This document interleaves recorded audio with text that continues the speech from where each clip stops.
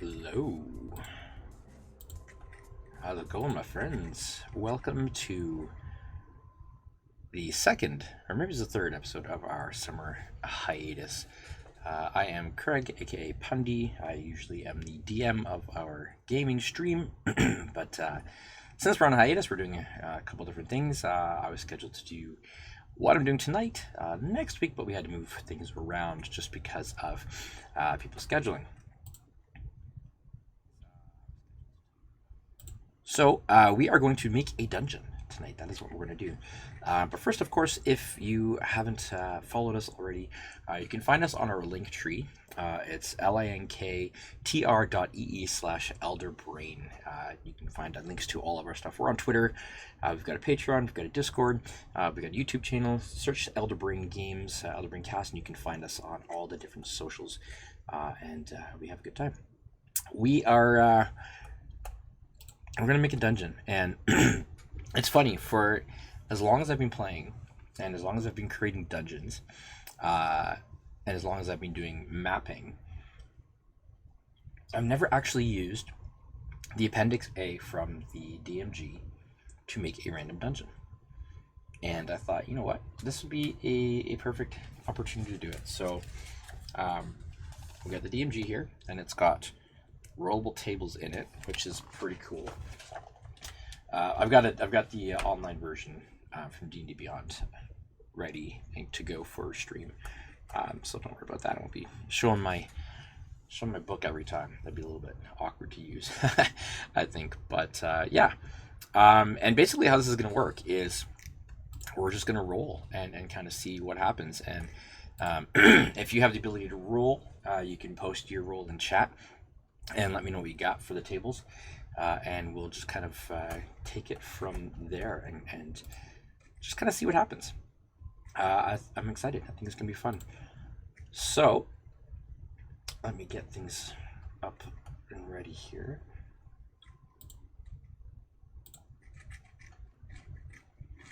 Get some music going in the background here.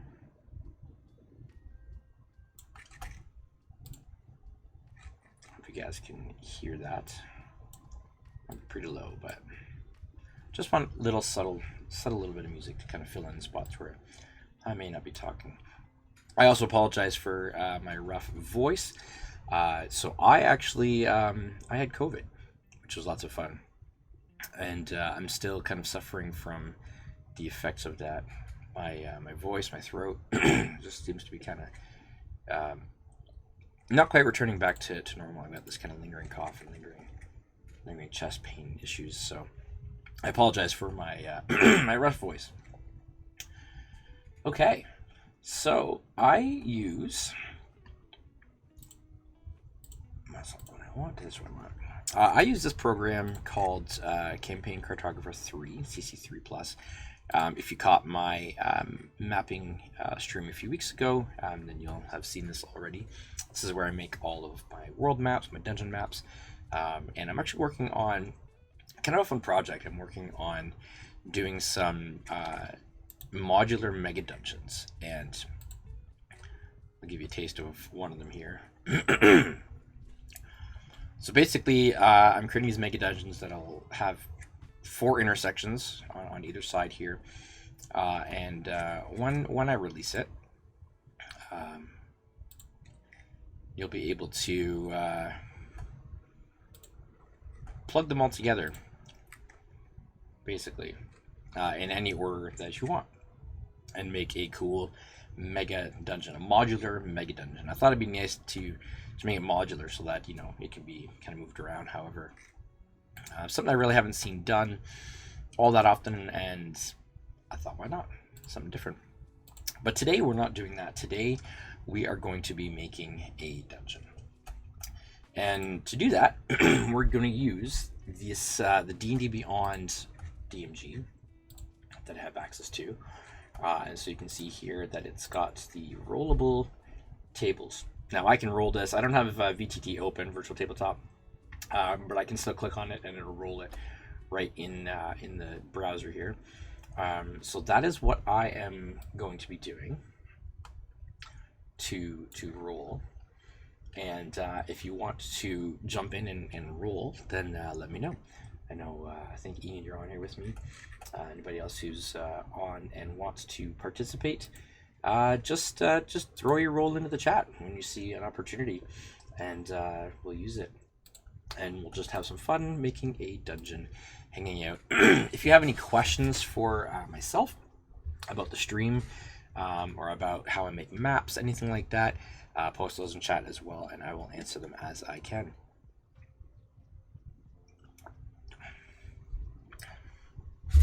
Sorry, just give me 1 second here.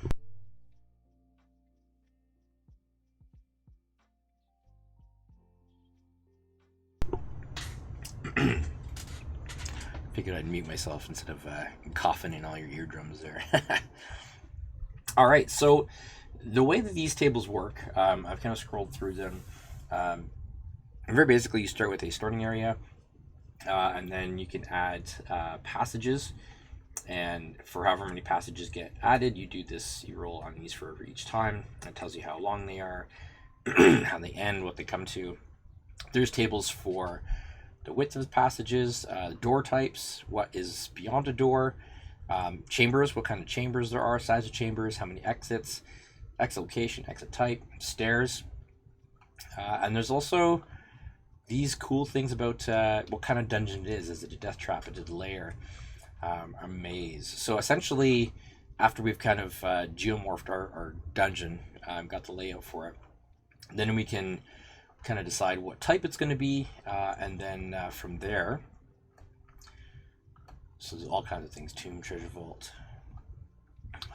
We can decide what the different chambers are. So we've got chambers in there. You can roll and see what kind of chamber it is, the state of the chamber, and then you get to even roll the contents.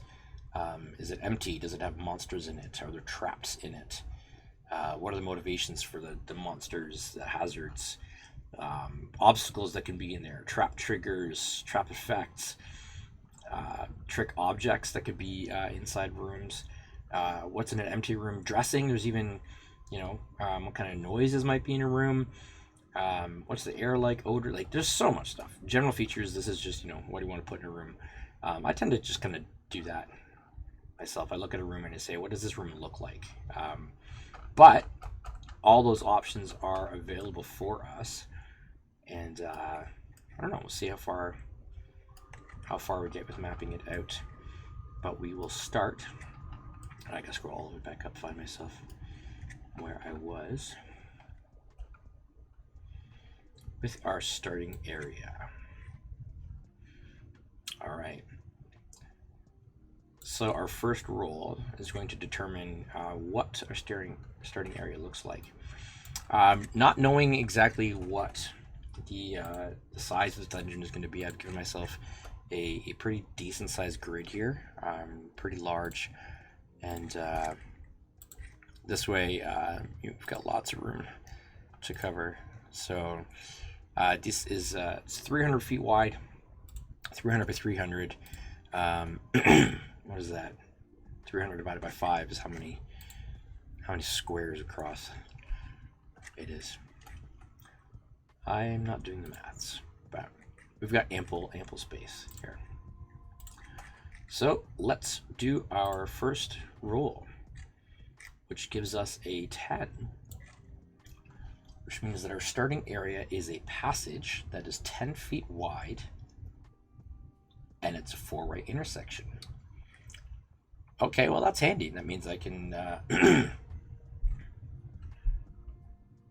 60. That's how many units it is in 60. So it's 60 squares across. Cool, 60 by 60 dungeon. I don't think we'll fill this whole thing out, but that's a pretty decent sized dungeon. Okay, so we've got a 10, which is a passage that is 10 feet wide. It's a 4-way intersection. That's a pretty good way to start, actually. Now I want to,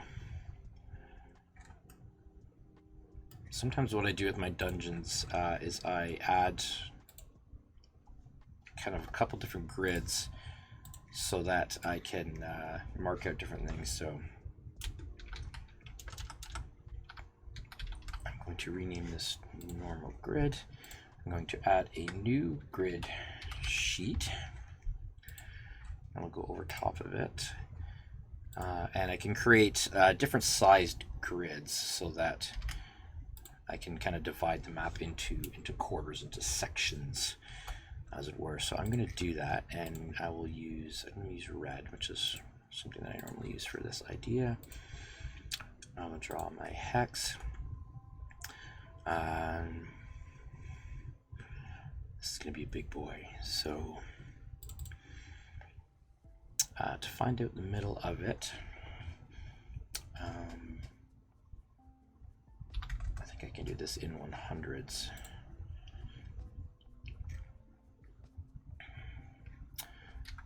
No, I want to do it in 50s. That's what I want to do.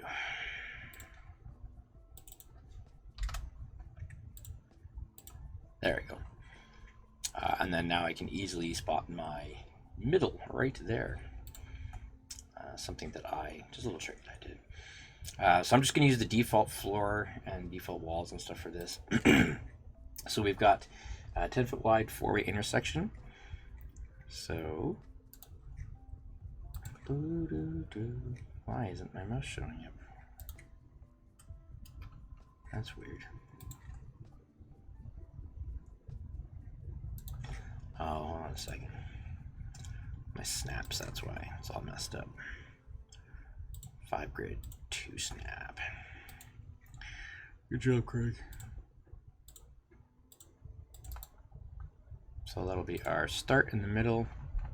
Yeah, that's a 10 by 10 room. Look how tiny it looks here. So we will go ahead and make ourselves our 4-way intersection to go right in the middle of our dungeon. Look at that. There we go. You know, I always liked 4-way intersections. They're a big plus. Good to have. You gotta expect the puns. They're gonna be coming. Don't worry. Or do worry, I guess.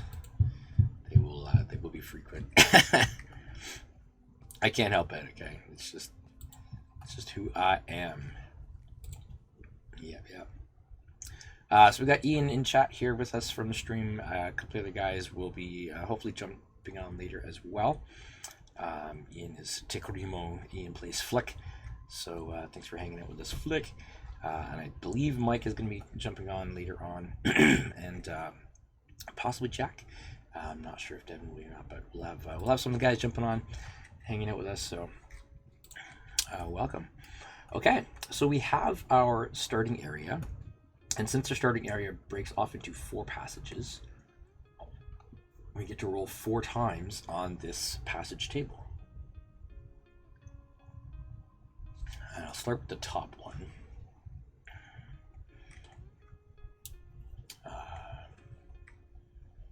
So yes, we roll our passage first, and then kind of determine the passage width. I've already sort of predetermined these at 10 feet wide here, just because of our starting area. So if they go any wider, we'll see how it works out. But I'll go ahead and roll this first one, and if anybody else is in chat wants to roll another d20 and let me know, then that can be our second passage. First one. Continue straight for 20 feet, and the passage ends in a door. It's easy enough to do.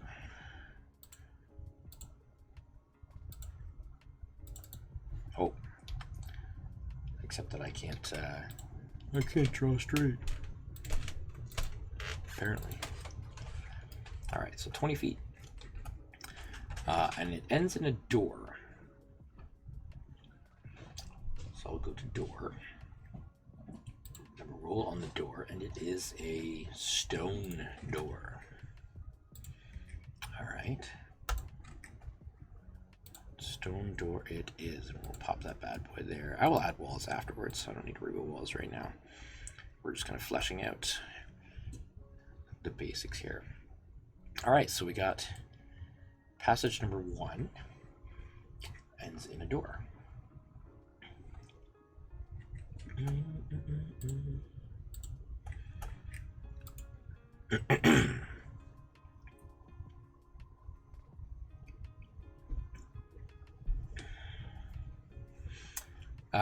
Maybe Ian, you can let me know if you hear the background music at all that's there. It's not a big deal, but I'll turn it up a little bit if it's not coming through, just so there's some ambiance for us.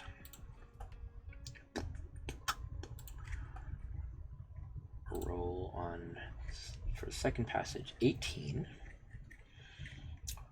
So our second passage is a chamber. All right, I'll go down to the chambers list and rolls up a chamber. Got a 5. So 5 is a square chamber, 40 by 40 feet. That's a decent size.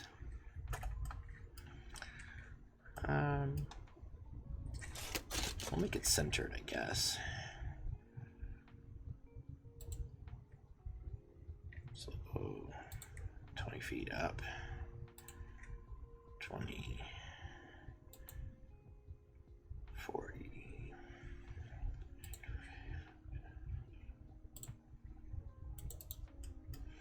Make ourselves a nice big square chamber.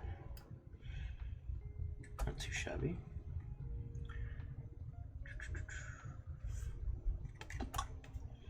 Can't hear the music. I'll turn her up a bit.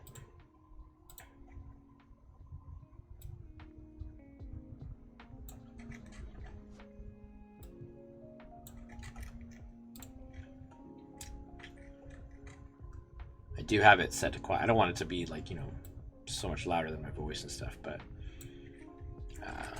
maybe that'll come through there. We'll see. Turn it down for myself. Okay. Either way. All right, so we got a chamber.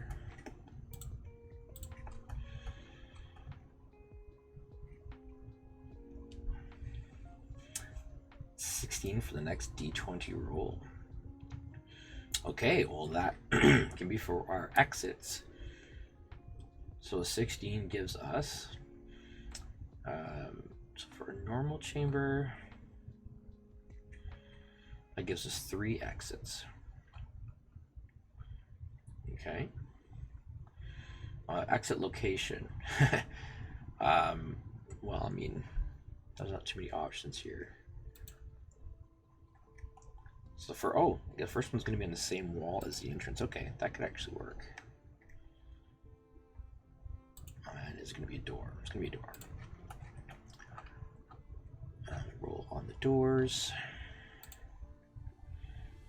It's going to be a wooden door on the same wall as the exit. So let's go ahead and throw a wooden door in there. Maybe go to like a very small chamber or something. Obviously, you can't go too far in there, but that's okay. All right, so that is the first exit. Second exit, wall left of the entrance. So that's our top wall. And it is going to be a corridor that is 10 feet long. Okay. Which short little corridor.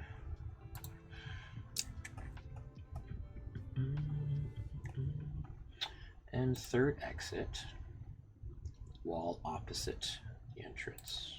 That works decently. Another corridor.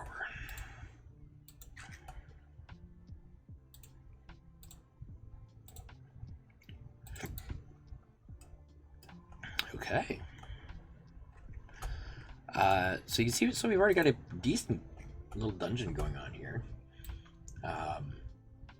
Now, given how these tables work, these dungeons are going to be pretty geomorphic, and by that I just mean like very, right angles and square sort of thing. Not too much.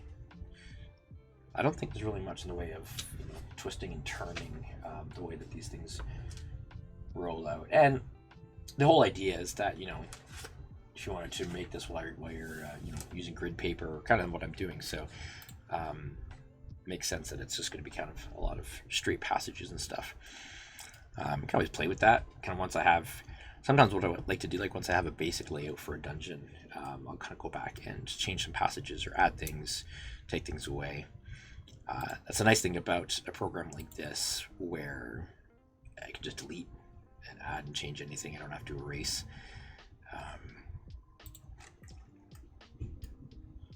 It's good for me. I'm not an artist, not a drawing artist. Although I would like to try digital pen with this sort of thing, and I think that would be lots of fun. Maybe Mike will let me borrow his tablet. I doubt it. All right. So for these, for this chamber, I need to figure out what is going to be beyond this door.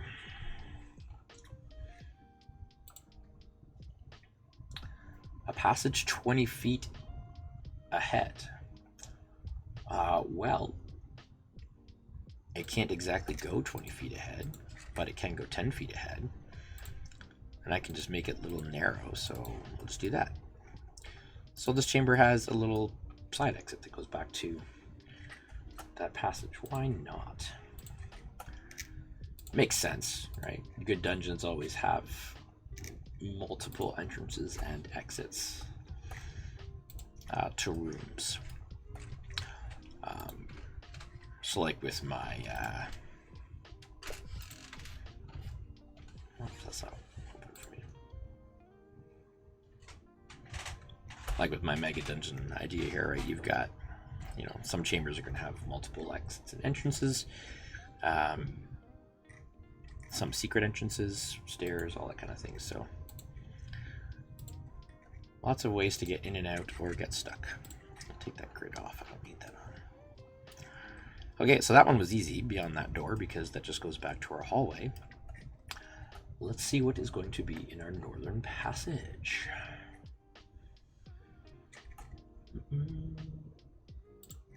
Yeah, Ian, anytime you want to just throw in a roll, let me know. I'll use it for wherever we're at. How about we'll just say that. Make it even more random, because I won't even know when things are being rolled. Okay, 17. We've got another chamber. Just like that. 5. Another square 40 by 40 chamber. Are you kidding me?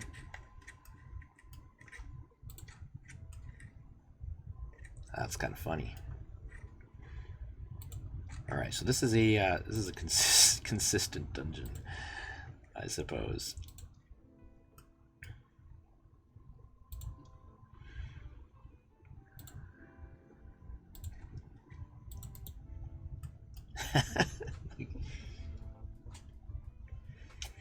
These are big chambers. I think that'll play a big part on sort of what type of dungeon we decide this is going to be, because these are, we got 40 by 40. I guess that's not huge when you consider how big some chambers can be, but 40 by 40 is pretty decent size. Assuming they're all D20s, next roll 15. 15, okay. For the most part, they're D20s. I believe once it gets into like dressings and stuff, there are some of the lists that have D100s, but for this first part of it, they do seem to all be D20 rules, or passage with D12 or D20. I don't often use the passage width 1, and the starting area is a D10, but we already covered that. So yeah, pretty much all D20s in. So it would seem. So the next roll is a 15, so that's going to be for chamber exits. So 15 gives us 2 exits. First one will be on the wall opposite the entrance, and is going to be another corridor that is 10 feet long. for this corridor, I'll rule for the passage width. Why not? Why not?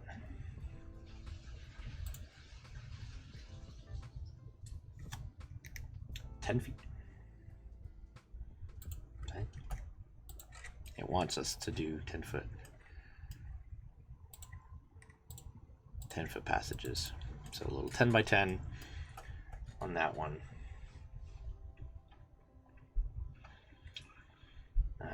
Second chamber exit.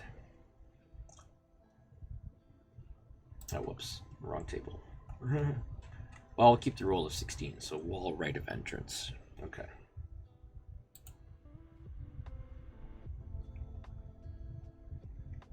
And sounds good, Ian. Sounds good. Okay, so this is going to be a door. The door will be an iron door that is barred or locked. An iron door. So for iron doors, I like to kind of go with a reddish look just to distinguish it from stone. So we'll say that's a nice rusty iron door. And it says it's a barred or locked door.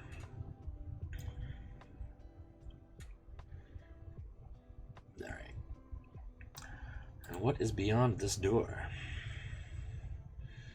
A passage extending 10 feet, then T intersection extending 10 feet to the right and left.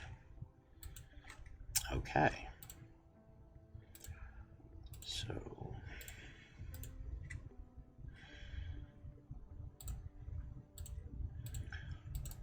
tea time. All right. I have to start adding walls at some point.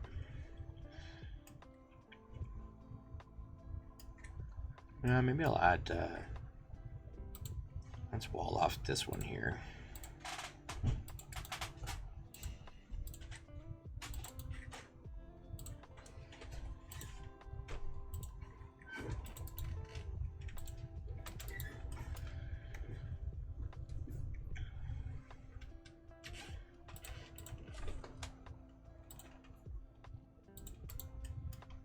I guess I kind of wall off these passages here too.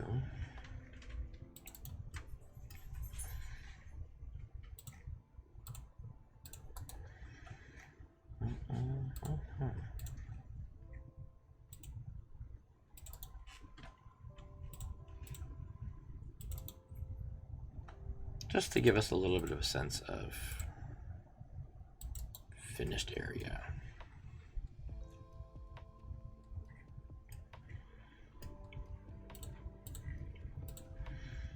And since we've already done the exits for this room, I can do this.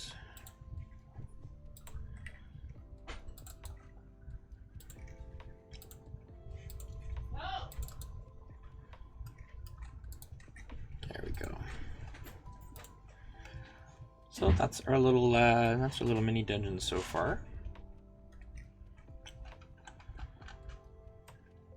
Nice little layout.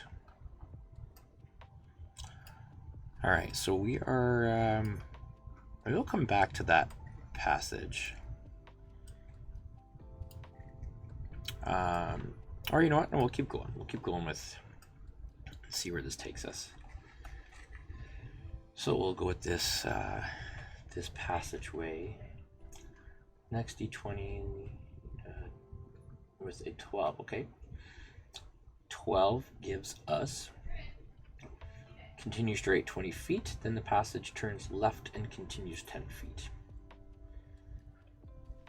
Now does that mean that it's another 10 feet beyond the 20 feet? Oh, I get it. So I guess it would be 20 feet.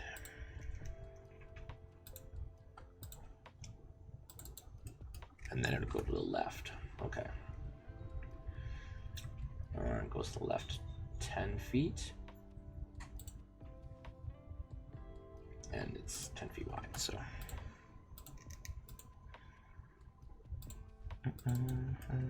So we got a little L.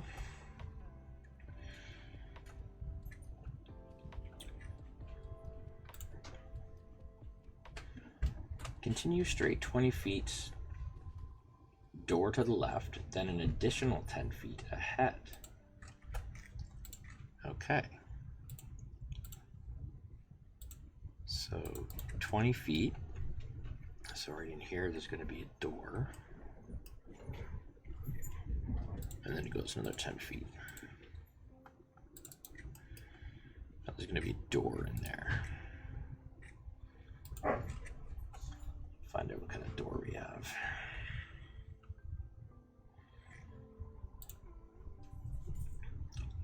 Wooden, plain old wooden door.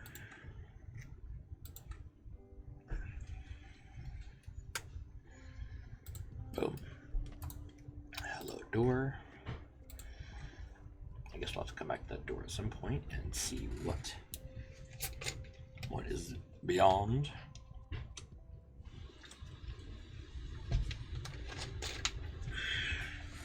But we'll continue down this passage. So likely these passages will meet up at some point. Or not necessarily, it could be a chamber. Or there are like dead ends and things like that. And really we can kind of, at any point, we can just kind of look at it and say, okay, I'm done.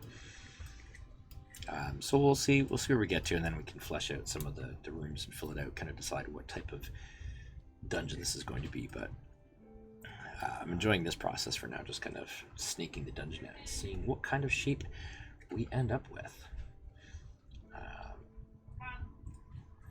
So we'll keep doing that.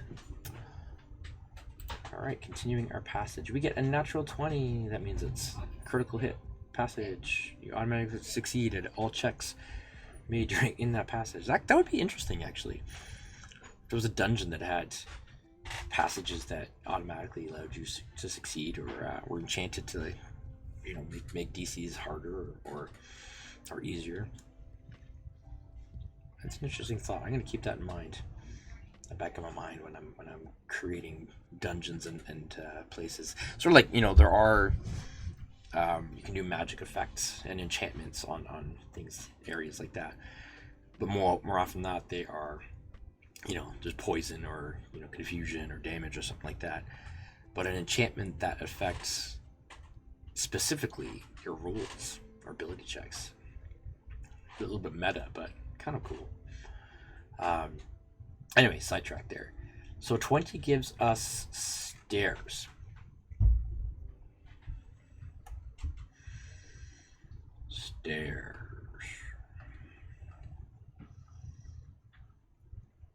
Stairs. Okay. I was living that hallway. Yeah, just never leave. Set up your home there. Stairs down to a dead end. Why? Stairs that go nowhere? It's an interesting thought.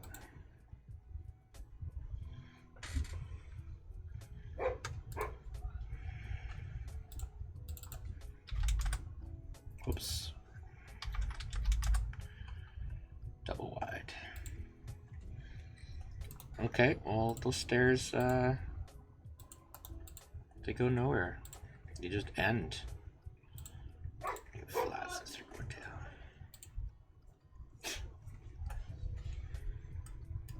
And since those stairs go to a dead end, I can go ahead and wall them off. There we go. See, me, I'm tempted to put a secret entrance there and have something on the other side. I mean, if you found stairs going nowhere and you were in a dungeon, you'd be like, are they going nowhere? Are they really?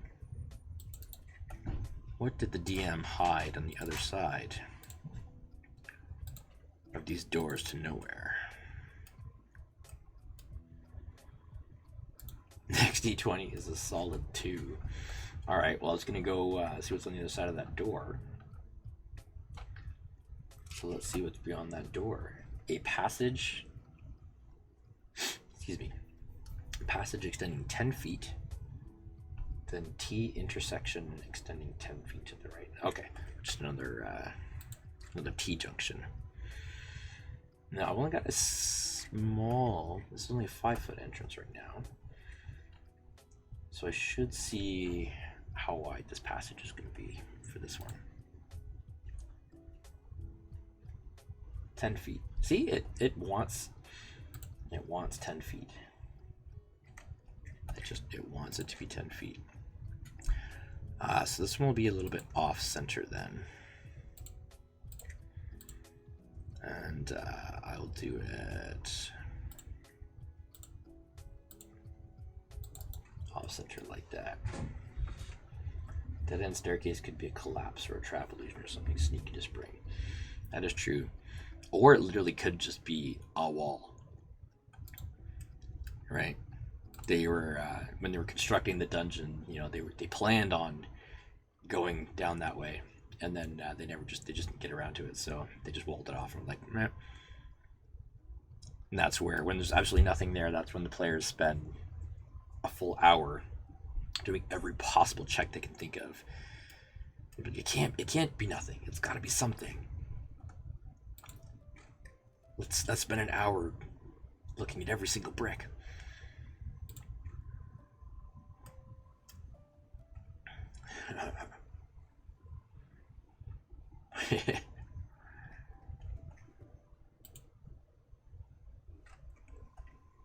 Oh. Didn't want me doing that.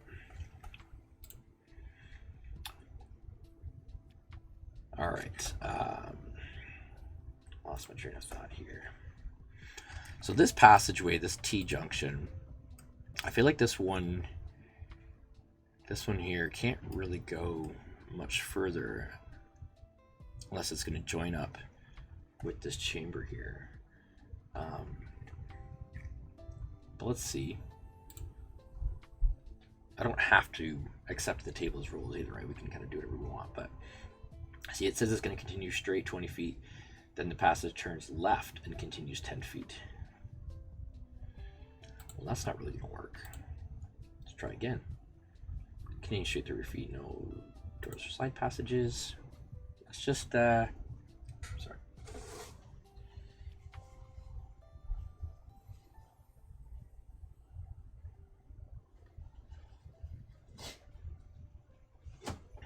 It's lingering COVID cold. I mean, I could just pick off of this, so what makes the most sense? I guess stairs could work, because then stairs would actually go somewhere. We can make a passage going over or under, and I can do that pretty easily. So let's go with stairs. And we have a roll of 3. So 3 takes us down 1 level to a chamber. Okay. So what I'm going to do for this,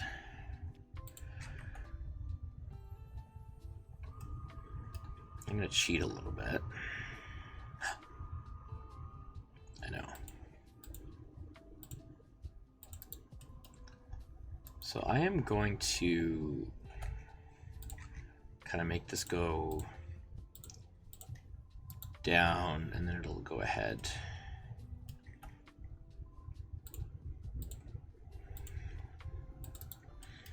And come out on the other side there.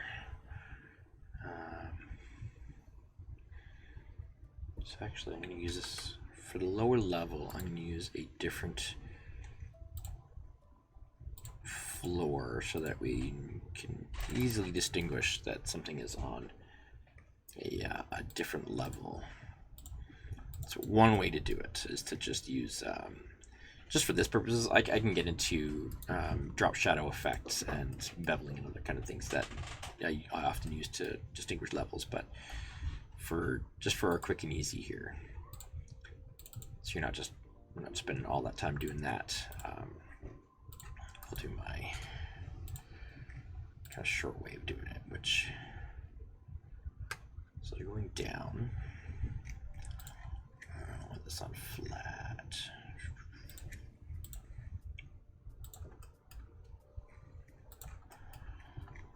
Okay. So there we give the illusion that these stairs have gone down underneath this this other hallway here, and then I can add whatever our chamber is going to be on this side of it. Not too shabby.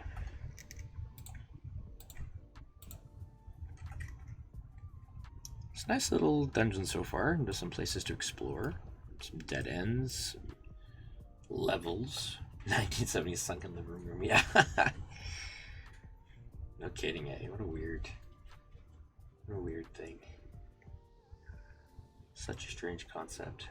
I don't get it. I really don't. I've seen houses like that, and it's kind of baffling to me. Alright, so what's our chamber going to be? Our chamber is going to be a rectangle that is 20 by 30 feet. That actually works out really well for this lower level here.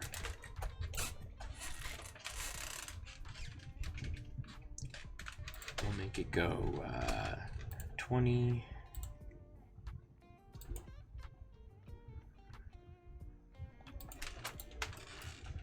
There we go.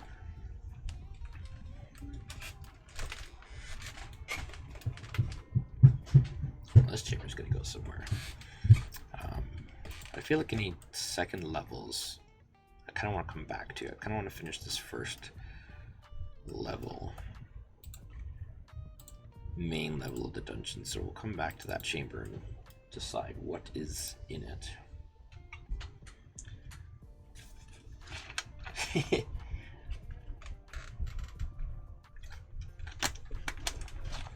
Yeah.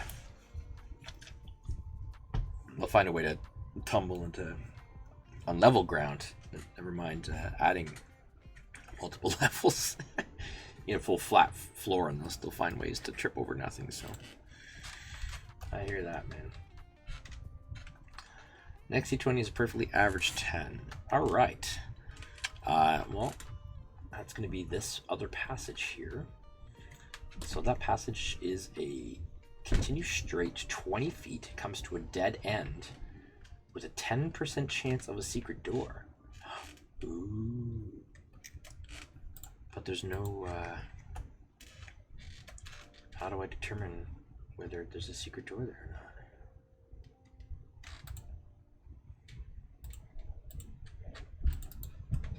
I guess I could just do a D100 roll.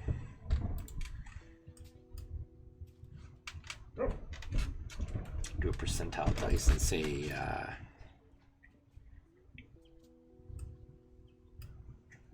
I'll do a D10. D10 roll. 1 or 2 on a D20. Yeah. That's true. So I'll just go ahead and roll a D20 here and see. 3. Okay, no secret door. Just a boring old dead end.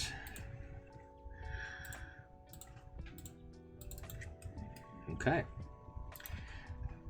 Now, it doesn't necessarily have to be just dead end like that. You know, when we get to fleshing it out and putting furniture and stuff, there could be like an altar there, or, you know, trap, a pool, a cool statue, cage with a monster, you know, treasure chest, all kinds of things. You can. There's never any need for it to be boring. You can fill any room, any chamber, hallway with all manner of things. So only as boring as you decide. A comfy chair, absolutely, right? I mean, you think about it, like even monsters that are wandering around dungeons and stuff, right? They need a nice place to sit down. The orc who's on patrol, right? Just needs to get off his feet for 10 minutes, just have a nice seat. Can you imagine that? You're an adventuring party and you enter into this dungeons, deep, dark dungeon, and at the end of a chamber or at the end of a hallway, there's just like a plush chair, and there's just like a monster, like a gnoll, just like sitting in the chair, feet up, got a book, and he's just like, "Oh hey, what's up? What do you need?" He's just chilling. He's not even like hostile. He's just there hanging out. He's like, "Man, good place to get some quiet." That would be hilarious. I gotta use that. Not in our stream because now it'll be obvious, but one of my other games, I gotta use that in a one shot maybe. Looking at Dr. Pepper. Yeah. He's just got a nice robe on. I just wanted some peace and quiet, that's all. Even monsters need a break. Can't be go, go, go all the time, right? Get tired.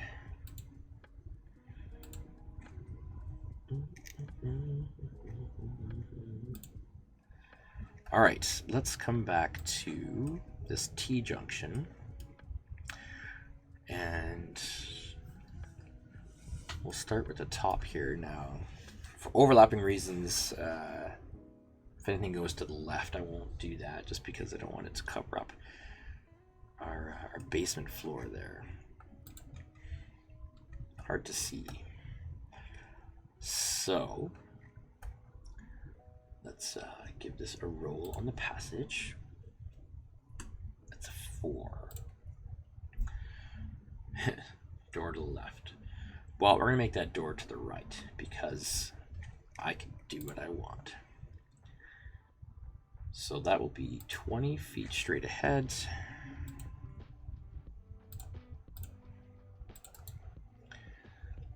Door to the right and an additional 10 feet.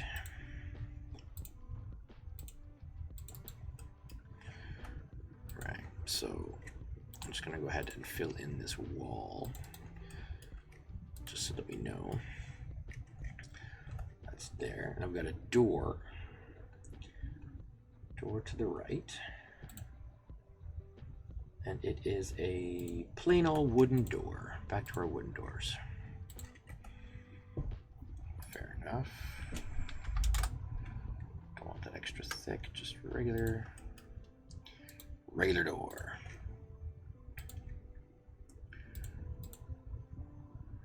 Oh, I guess I didn't finish what's at the end of that hallway, so we'll keep going. Keep going at the end of the passage, see what's gonna be there. Continue straight 20 feet, then the passage turns left and continues 10 feet. Okay, that can work. 20 feet ahead. And it's gonna go left. Continues 10 feet. Let's see. Oh, surprise. 10 feet wide.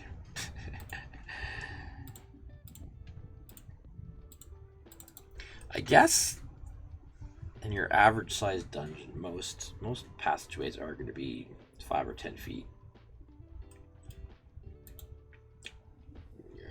Let's see, this weird way. It doesn't let me roll a d20 on this one. It only rolls d12, so they didn't really set that one up well. A 5. Okay. Well, that's going to be passage, so continue straight 20 feet, and the passage ends in a door.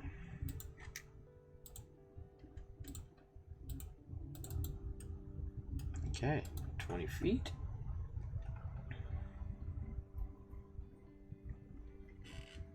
Hey, Trillium, welcome. Average up to code dungeon. That's right. Yeah, and this is a dungeon for giants. Or dwarves. I feel like dwarves would probably build like super wide hallways just because they can, just to show off. Like, why build a 10-foot wide hallway when we can build it 50 feet wide, 100 feet tall? Pillars for reasons.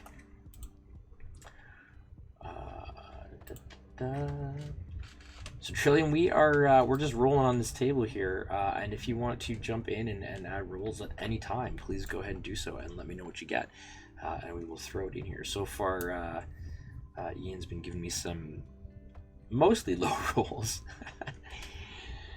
but it's all good. Every Star Wars, yeah, no kidding. Okay, so what did I say? This passage was a 5, so yeah, it goes 20 feet, and it ends in a door. I already did the 20 feet and then door. So what type of door are we gonna throw in here?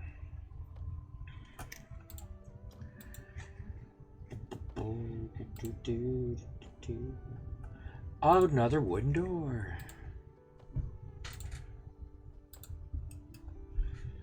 That's the other thing in a dungeon, right? When you find that one door that's different. Like most of our doors so far have been wooden, and then you got this iron door down here. The stone door. When you find that different door, that's like, what's behind that door? Why is that door special? Outside of a game roll 20, I'm not sure. You can do it on D&D Beyond. You can also just Google, like open up Google and just say like roll 1d20 and it'll do it. Or you just roll a physical dice or whatever and just let me know what you get. I don't have Roll20 running. But there's lots, yeah, just there's however you do it, like do it on your phone, Google, whatever. I have an app on my phone that I can use in a pinch if I really need to. But Google has come through. No, go ahead. This there isn't really anything at stake here, right? We're not rolling skill checks, so if you get a 20, like, cool, you get a 20. There's no reason to fudge rolls, right? So yeah, I'd go for it. Go for whatever. Shiny clicky-clack math rocks are the best, indeed. Pretty dope. All right. Well, given the nature of sort of how this upper level is looking, I don't think our lower level there is going to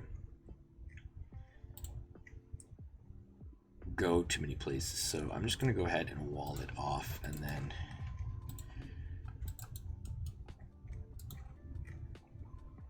we'll just say it can be just something hanging out in there.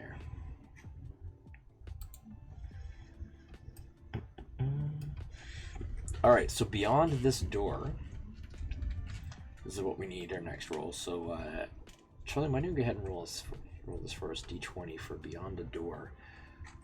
Let me know what you get, and we will populate this beyond the door.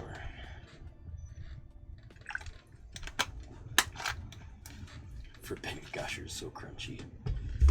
Well, I mean, think, you can make your own dice, right? And I have seen somebody who made dice that had like nerds, the candy nerds inside. So I mean, once you get the die open, crunch it open, then you do have some tasty things inside. You could put liquid inside them, I guess, if you really wanted to. For those of you watching the stream, please don't take this as advice. Definitely don't try this at home, eating dice, unless they're like chewable, edible dice, which I guess could also be a thing. Jawbreakers in the shape of dice. Hey, there we go. There's a good candy opportunity, right?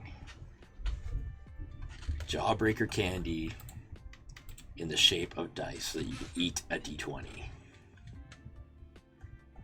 I'm down with that.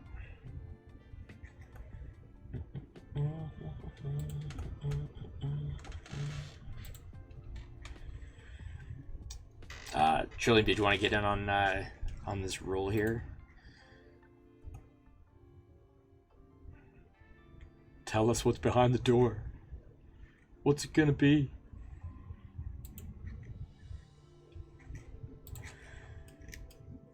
Nine.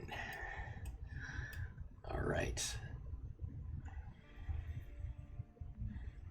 Old dice from his red box and d20 split. Wow. That's what old dice, man. How hard is rolling that thing? Just like,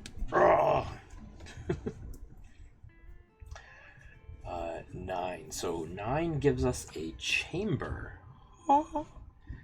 Another chamber. All right. So what kind of chamber do we have this time? We have another rectangle, 30 by 40 feet. Oh, there are octagons and circles and trapezoids. Okay, cool. Hopefully we'll get one of those at some point. But this is a 30 by 40 foot chamber. So let's go 10, 20, 30.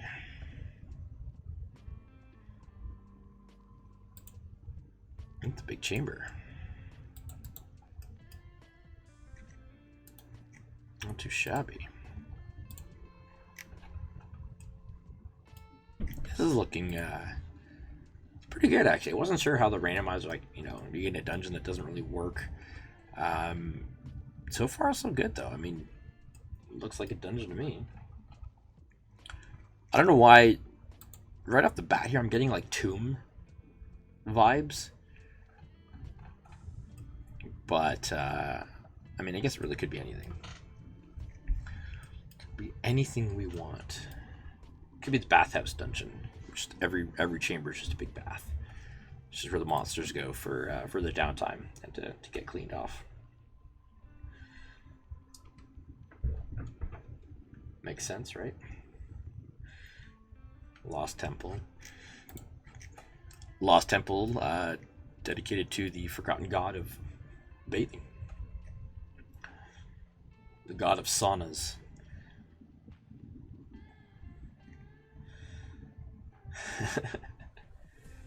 Secret underground unicorn stable. I can't imagine unicorns would enjoy spending time underground, but I mean, I suppose that anything's possible. All right, I'm gonna roll for number of exits on this chamber here. We'll see what we get. One exit. All right, somebody roll me that d20 and see what our exit's gonna be. Was this chamber? Echo. Hey, what's up, man? Welcome, Monsieur Mike. So, Mike, anytime we're rolling here, feel free to roll a dice, physical, wherever, and let me know the results, and we'll throw it in. We're just kind of generating our dungeon. And here's what we got so far. It's not too shabby. These tables are actually pretty decent. I might use them more often. Again, like, I've never used it. I've had the DMG. I've had this mapping program for like forever. I've never ever used these tables. I forgot they existed for a long time, and then I was flipping through and I saw them. And I was like, oh, this would be fun. This would be a good thing to do.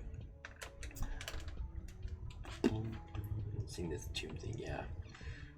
All right, so we got a 9. 9 exit location is going to give it the wall left of entrance. Ah, that just goes back here. So that would just connect us back to this passage, which I mean, I guess it's all right.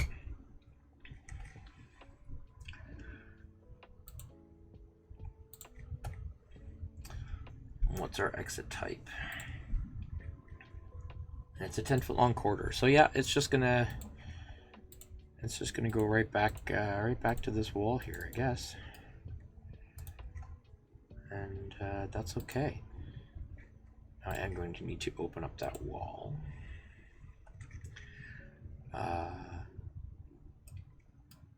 Trillium, there are things for that, like there's stairs. If you roll stairs, it'll kind of lead to a lower level, like we've got going down in this section over here. But for this one, we'll go with the dice. What the dice have decided. The clickety-clack math rock gods have decided that this is going to go back here.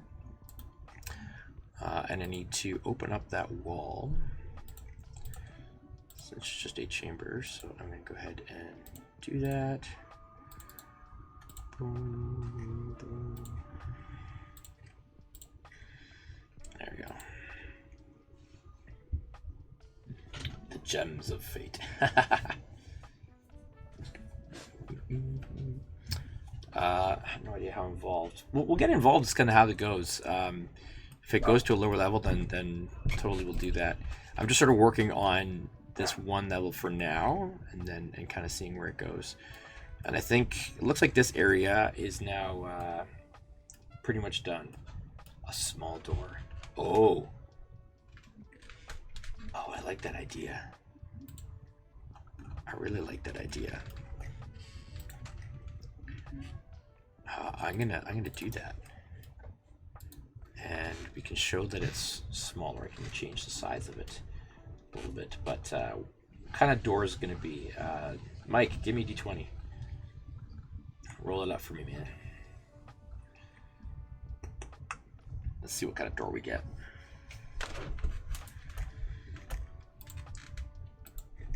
I will tighten up these walls here while I'm waiting. Connect some of that together. An 8. It's another wooden door. A lot of weather just came up outside. Oh, that means I'm probably gonna get it soon. Or no, wait, Joel, are you in Toronto? Forget where you are.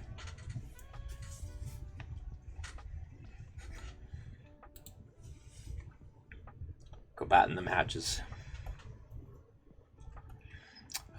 Okay, so we got a wooden door, and we'll show that it's like super small. I'm gonna make it like fat and small.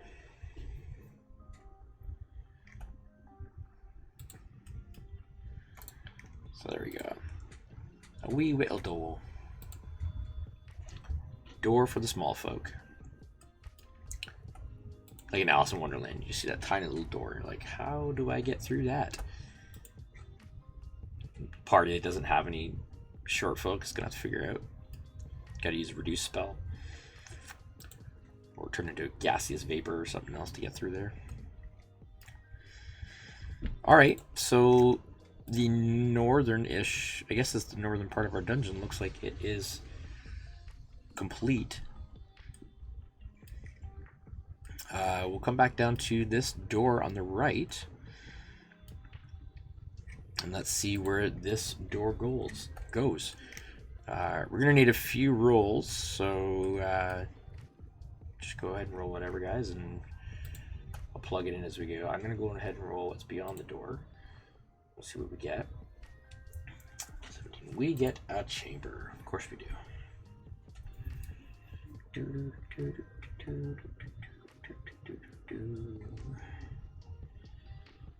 Chamber. Alright, what sort of chamber do we get? Come on, throw a circle or an octagon at me. A trapezoid. I got the trapezoid. The most rare of dungeon rooms. 40 feet by 60 feet. Trapezoid. Okay, so let's see, how am I going to do this?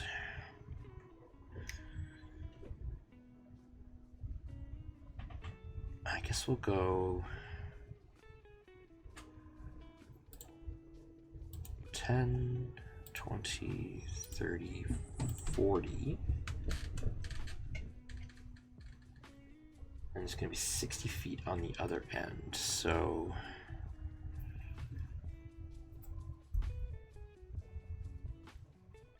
put it 40 feet across, so 10, 20, 30, 40.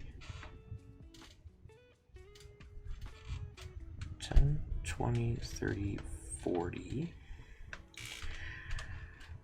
It's going to be 10 further down that side.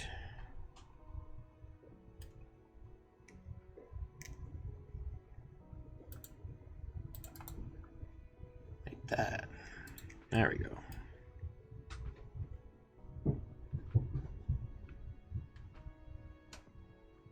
Cool. Large maple branch. No way. That sucks. Are you in Toronto? Is it coming our way? Did it pass us by? Well, if we're getting bad, hopefully it doesn't kill our stream here, but dang. Trillium, that sucks. Can I roll for damage? Hopefully it's not severe. Hopefully I get a critical miss. Oh man. Oh, that's rough. That sucks.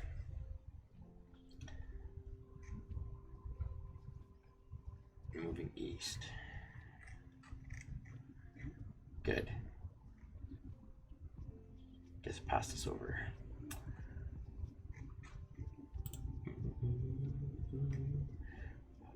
Mike rolled an 11. 10d1.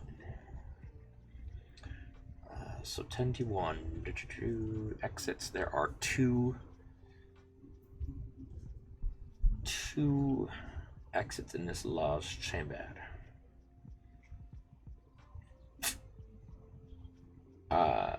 Oh, Ian, you got a 7. I missed that one there. Okay, so from your 7, we get a wall opposite the entrance on the far wall, and it's going to be a door. What type of door do we get? I'll just keep rolling. That's a wooden door. Of course it's a wooden door. This is a regular sized door, not a midget door though. We'll have it go right across from that thingy there.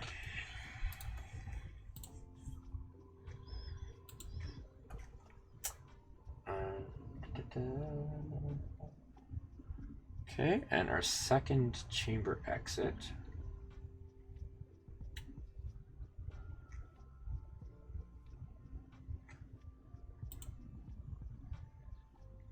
is in the wall right of the entrance. And it is a corridor that is 10 feet long. Okay. So we'll say that kind of comes out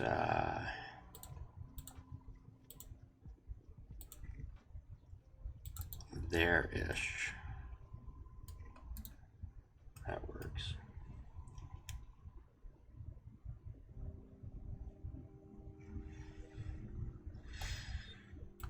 PEI is absolutely gorgeous. Definitely.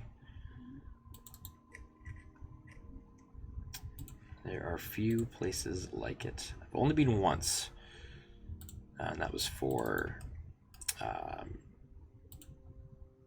my wife's, well, my brother-in-law now, but my brother-in-law's wedding. Before he was my brother. I guess he was already my brother. Already my brother-in-law. I can think.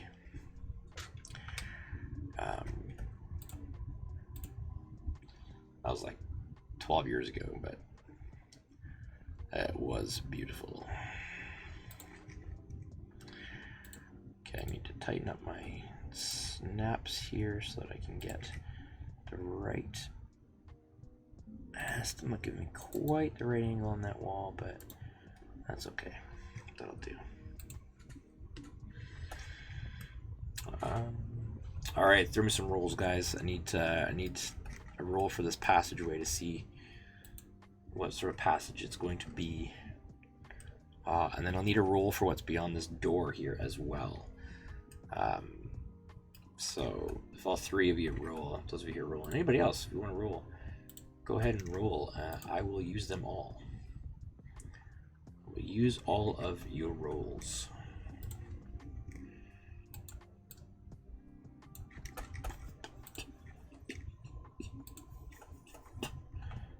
Got a 2, and a 12, and a 3. Okay. Interesting variety here. So with a 2 on our passage, it goes 30 feet, no doors or side passages.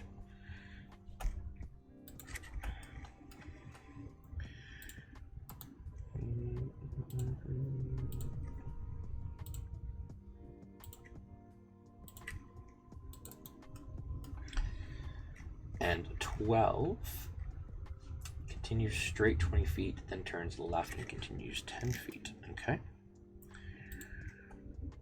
Now we're coming back down to this area here. On the left is going to take us this way. Now that looks like opportunity for a passageway to line up right there. That might make sense to do that, but we will see what happens. Ian got a 3, continue straight 20 feet.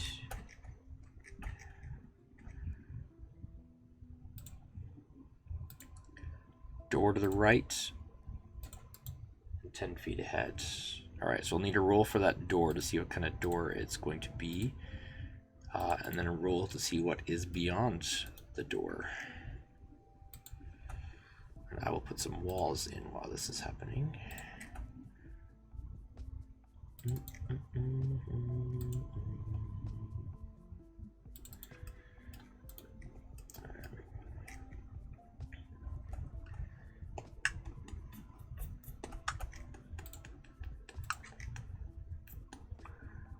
still think I might want to line that up. I'm going to go ahead and end this passage there because that's kind of edge of the map. I don't really want it to go too much beyond that. 17 on the door. All right. Ooh, that's going to give us something. A portcullis. We haven't had one of those yet. Excellent. Let's give ourselves a big old portcullis right there. Awesome. 14 for what is beyond the door. That is going to give us a chamber. Another chamber. All right, so what is our chamber going to be?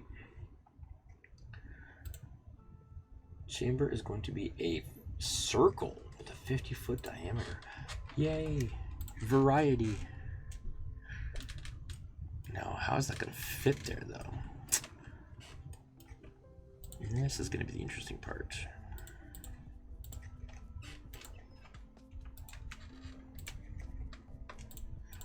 I think I'll have to make it first, and then I will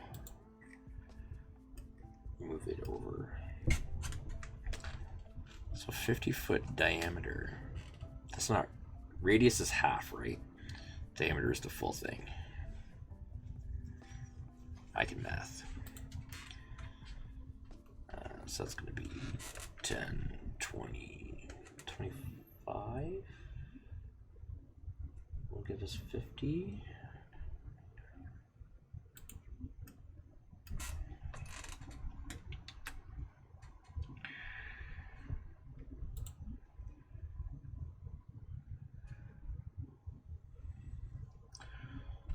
So what I'll do is I'll kind of do that.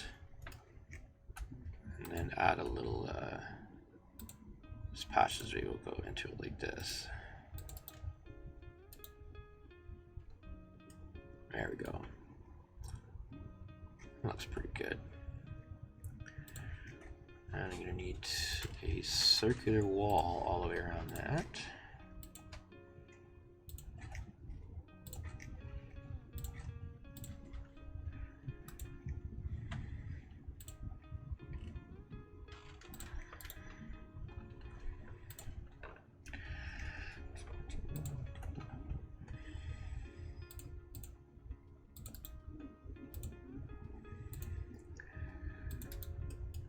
To open that wall up.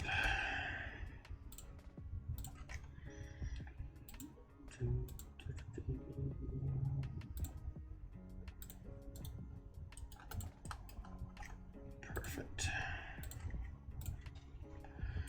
Nice.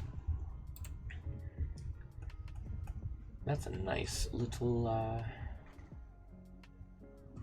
circle. Or I guess it's a big circle. All right. I need some chamber exits.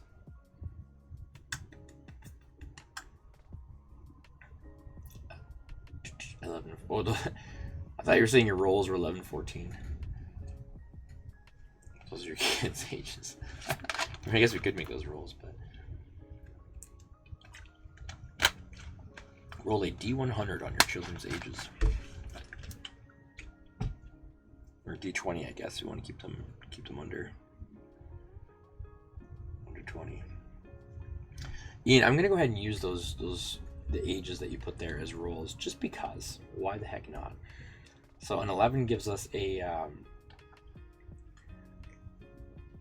Is this going to be?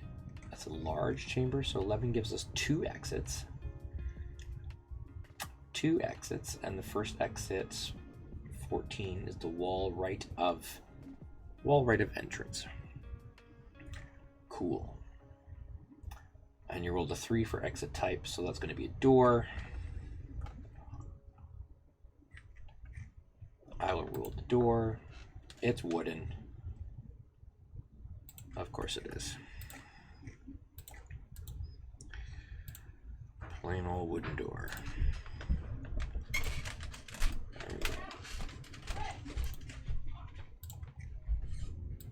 Oh, I made that too thick.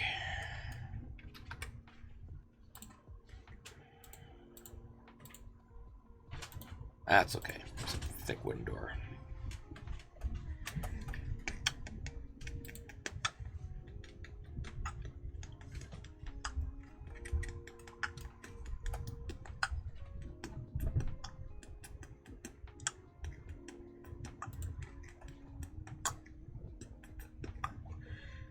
All right, what's beyond our door?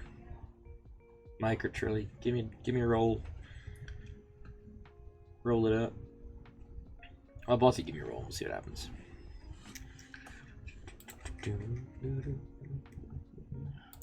How's our dungeon coming along here? Ooh, this is cool looking now. Less tomb vibes now,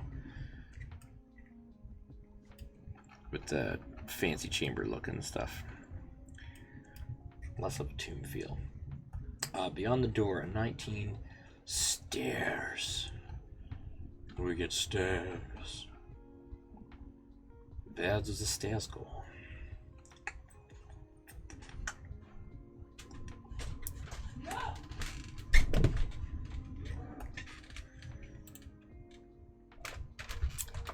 Stairs go down 3 levels to a chamber. 3 levels. Holy stink.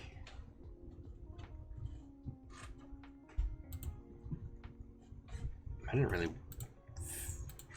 if I want to go down that far, but I mean, I guess we will.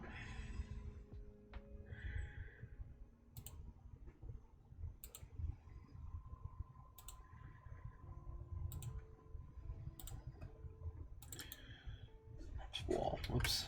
I don't want to do wall. So going down 3 levels.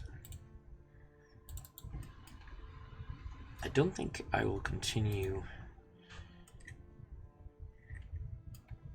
that further there. I'm just going to show that it's 3 levels down. So again, I'm going to do different floor patterns for different levels of the dungeon. I think the bottom layer will just be like plain stone, nothing fancy.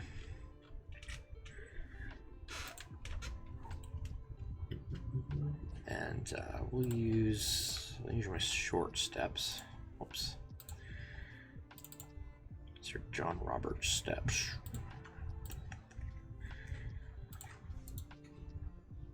I've already got them the width that I want.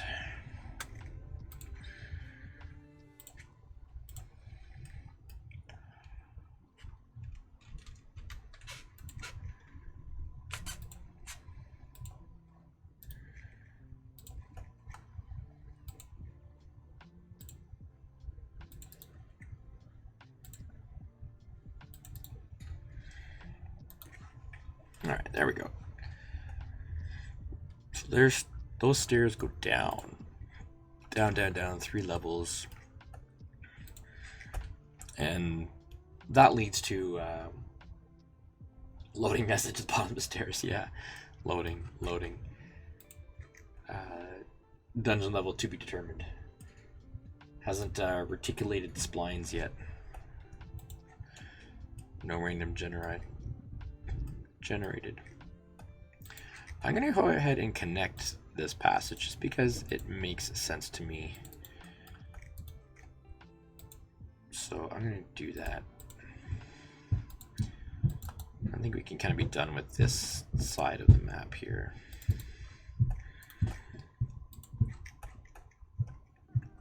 I saved before descending, yeah. It's the boss battle as a save point. I guess something could be at the end of this passage here. So I'm going to go ahead and give me a D20 and we'll see where this passage goes.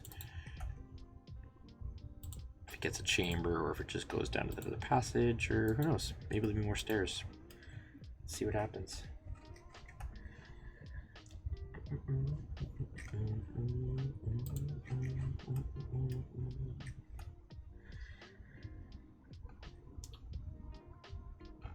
Somebody roll a D20 for me, see what this passage is. Where does it go? What does it do?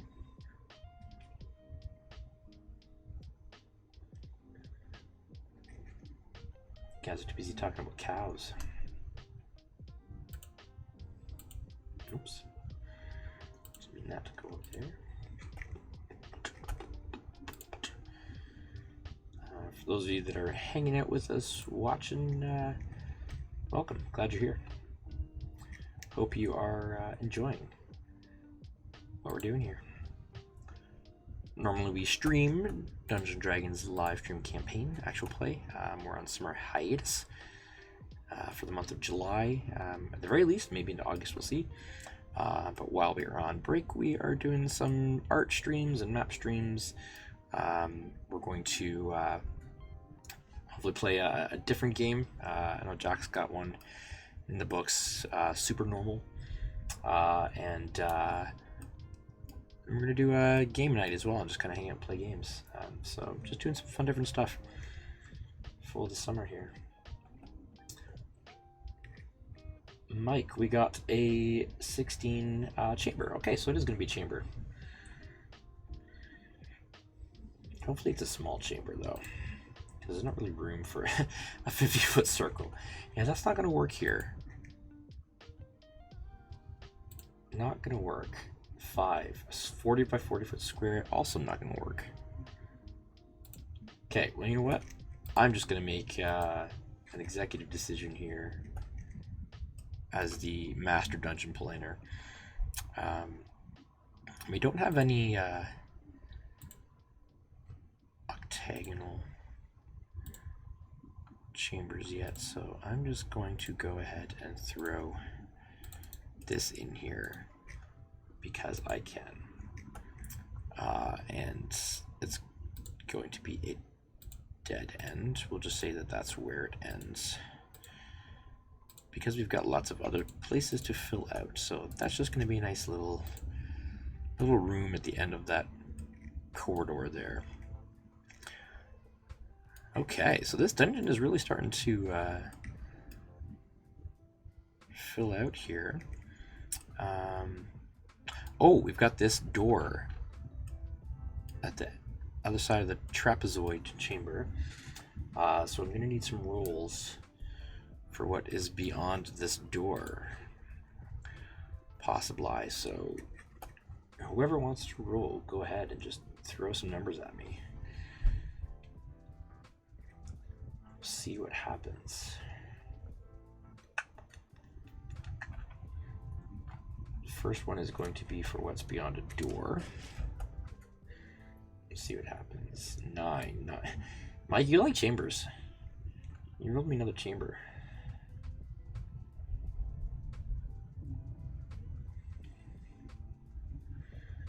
It's a chamber that leads to another chamber. Ian rolled a 9. It is a 20 by 30 foot rectangle. That actually works. I think we can fit that in here. 5, 10, 15, 20. Yeah, we can make that work. Let's say it goes...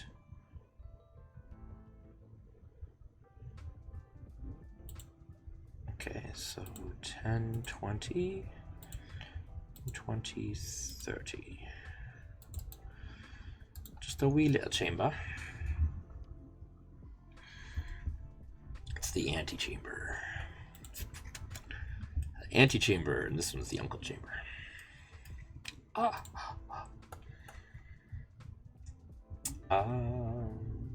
Now we need to determine how many exits this chamber has. Well, I roll my wall, or I draw my walls.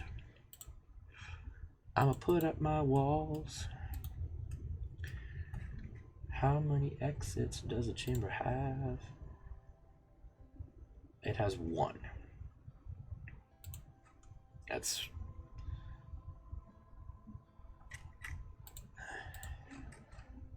It's a chamber creating stream, that's right, yeah. It's not a dungeon. It's just a series of interconnected chambers underground. Not a dungeon. So there's one exit in this room. Wall opposite chamber. No, I don't like that. Wall right of entrance. Okay. That can work. What is the exit type? Give me a door. A corridor. 10 feet long. How wide is the corridor? I'm going to roll on it this time. Chamber. Yeah. It's 10 feet. Okay. So it is a 10 by 10 corridor. No more Dungeons and Dragons, it's just corridors and chambers.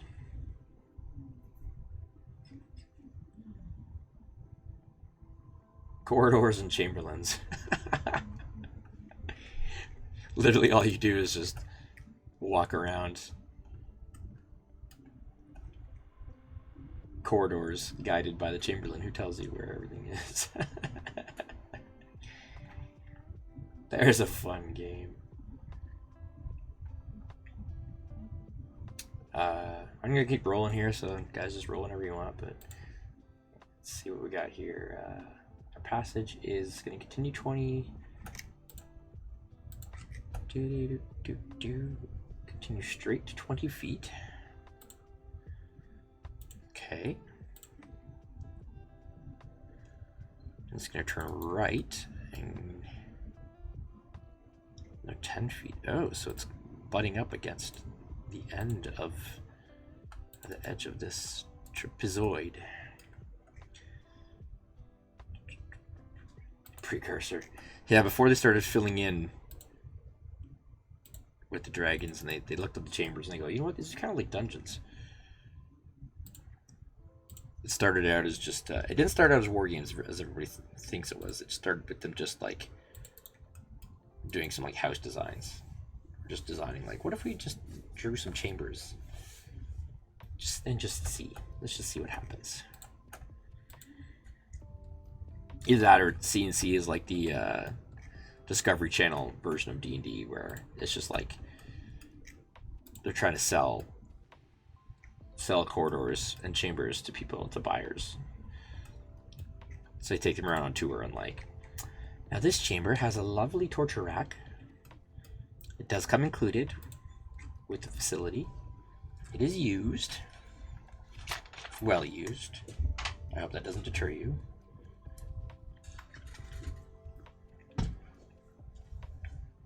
Two D10s. Mike. That's blasphemy. Ian, you got an 18. And a chamber, that's not going to work. Alright, so I'll save those rules because we'll throw them somewhere else. I'm just going to have this kind of line up over here. Ready? I'll use one of those for a door to see what type of door goes at the end here.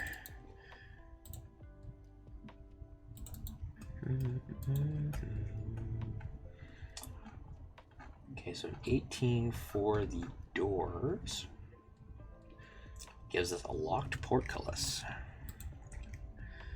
I like that idea. Boom.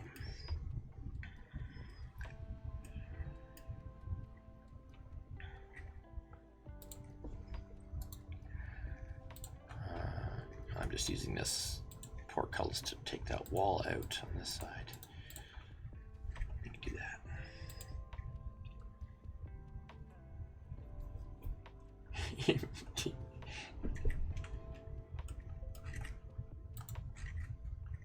Hey, whatever tools do the job, right? Alright, I think this section of the dungeon is looking pretty good there, so I think we'll add a try to add a few more chambers in like here, and then we can start decorating the dungeon. So Mike, you got an 8. So 8 for beyond a door is a passage 20 feet straight ahead.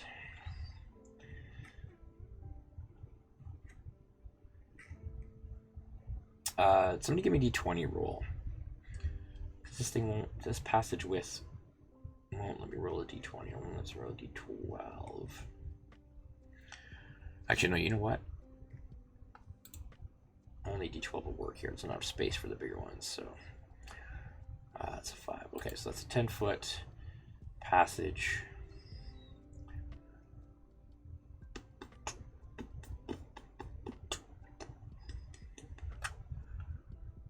So what did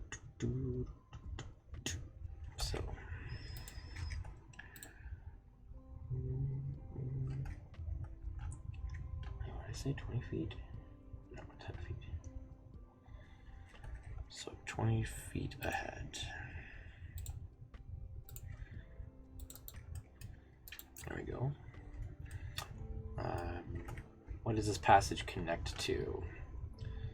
Throw me some D20s, gang. Roll me them numbers. Let's see what's what.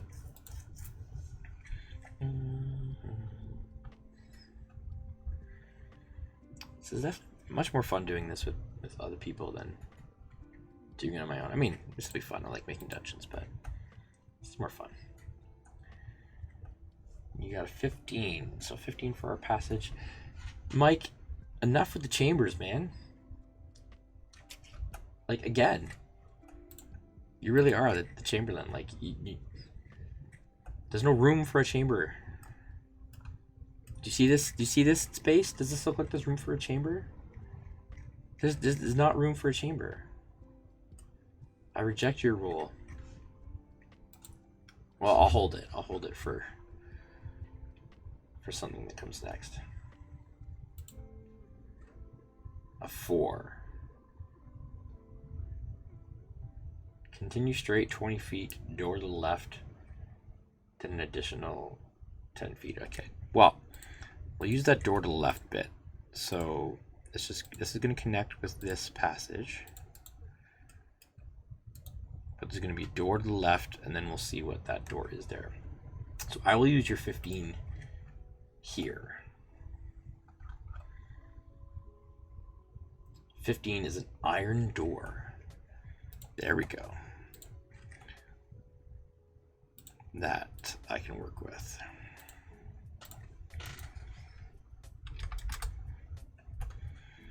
This iron door.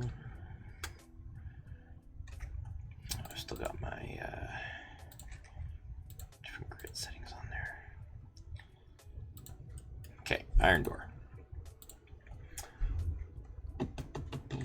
Use your 2. Okay, I will use your 2. Your 2 is going to be a door type. It's going to be wooden. Okay. Wooden door. Let's make this a double door, since it's going to be at the end of this passage here. Double wooden door. There we go. That works.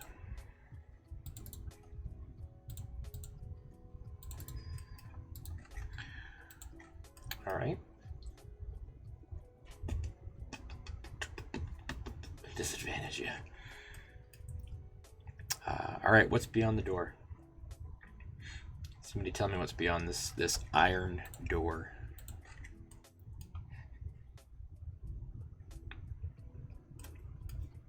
It's the privy.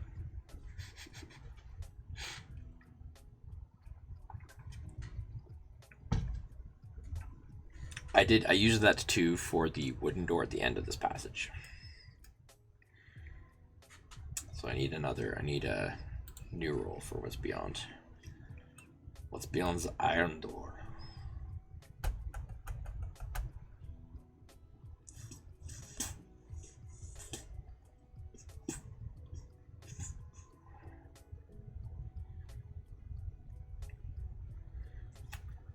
No more chambers. Well, I guess a chamber would be okay here, Mike. Okay. And now you don't even give me a chamber. You give me a passage extending 10 feet. Then T intersection extending 10 feet to the right and left.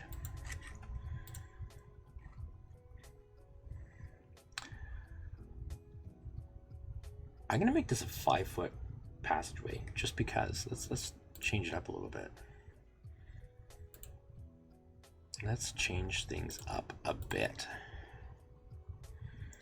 Okay, well this passage just goes to, that just goes there.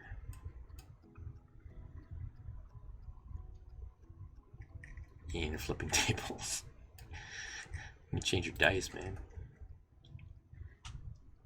All right, so let's we'll need a door to connect over here, so somebody can roll me a door.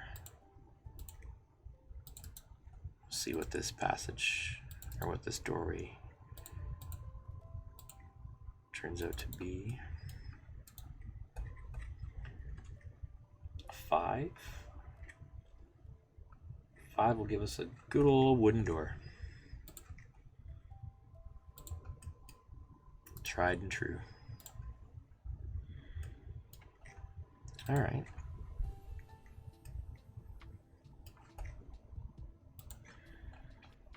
Little side passages, always nice.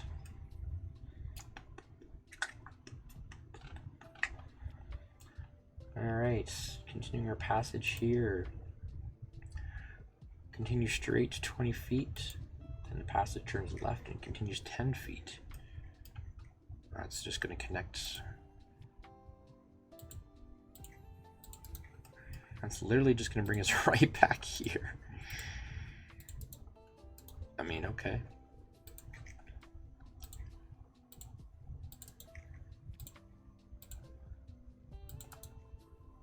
Looks like we've got the servants tunnels here off to the side. Narrower. There's a big old iron door guarding it for some reason.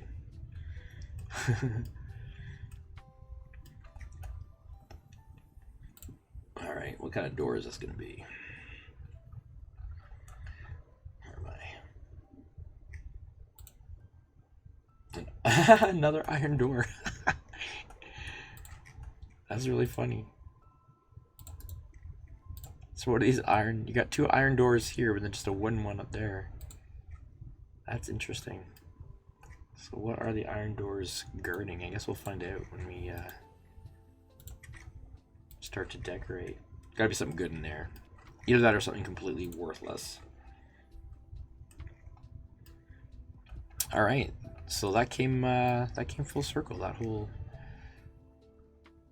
side of the dungeon there is all. This is looking pretty good, actually. I'm liking this. I don't know. Let me know what you guys think of this dungeon. How the layout looks. It looks pretty good to me. I'm actually impressed. Like I was saying earlier, for those of you who weren't on the beginning, I wasn't exactly sure how well these tables would work because I hadn't used them at all. And sometimes, you know, you get a random generator, it can maybe not turn out so well. Obviously, we've vetoed a few rolls here and there to make it work, but we got a big trapezoid. We got a circle chamber. We got some stairs. We got a little lower level down in here. Some stairs to nowhere. Stairs to a dead end. That's always fun. So yeah, and lots of chambers. Thanks, Mike. Lots of chambers. All right, so we've got 2 passages to fill out here, and then that'll be it. Our dungeon started with this nice 4-way intersection right in the middle of the map, which was actually really convenient. I think that was a really good way to start. I guess it's good that I made my grid as big as I did. We've already filled in more than a quarter of it, so really you can end this whenever you want with the tables. You can just be like, yeah, I'm not gonna get to do that. You know, you can use it to suit your needs. It goes big or as small as you want. But let's get a few more rules and see what are beyond these passages. We'll go with the left passage. See where that goes before we go south.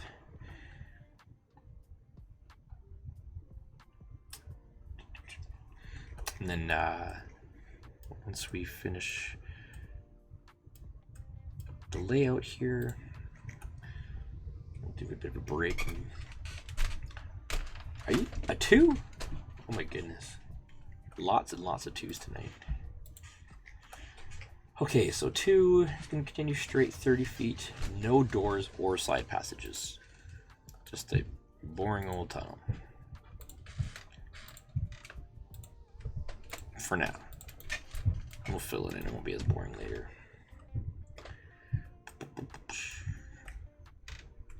And a 6. Continue straight 20 feet, side passage to the right, additional fit. Side passage to the right. Okay. So we'll need a roll for that passage then. It's going to show up. Right about here. It is going to the right. So that's good. Then it'll go up this way.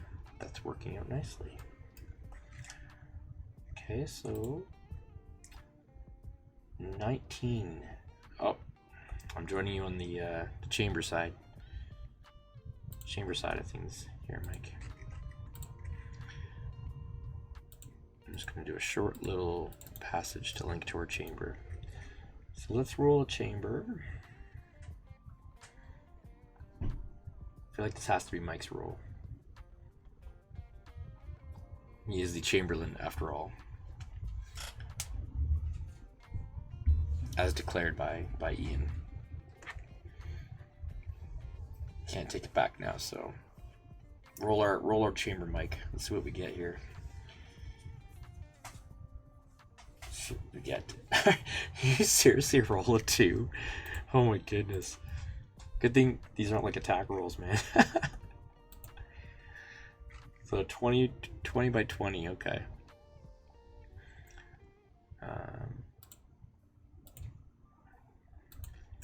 Just a little square chamber.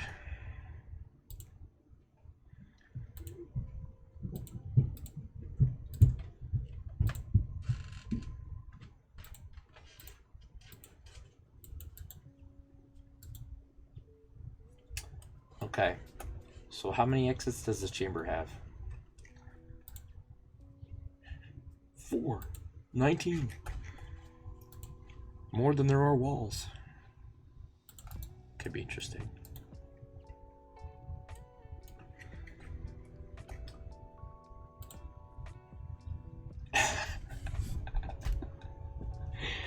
I just rolled a 20. Well, I joked with there being 4 exits in this tiny little room, and then I just rolled a 20. Now, and that doesn't mean, that's not 4 including the original passage, and that's 4 extra exits. So it's got to be 4 ways to get out of this thing. In this tiny little square. It makes other people roll. That's right. Yeah, so he doesn't have to roll the attack. All right, I need 4 rolls. So Start rolling them dice. Throw some at me. I will double check my walls in the meantime. Smooth up my corners here. And make sure those walls below are actually below, not above, because that's a lower level. So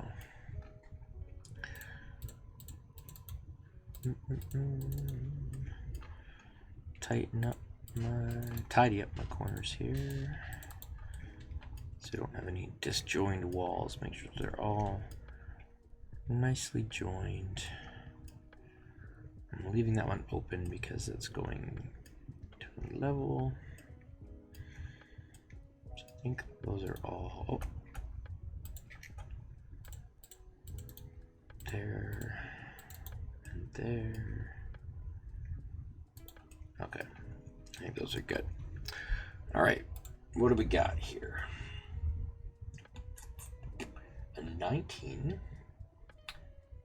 Same wall as the entrance. How the heck? How the heck is that gonna work?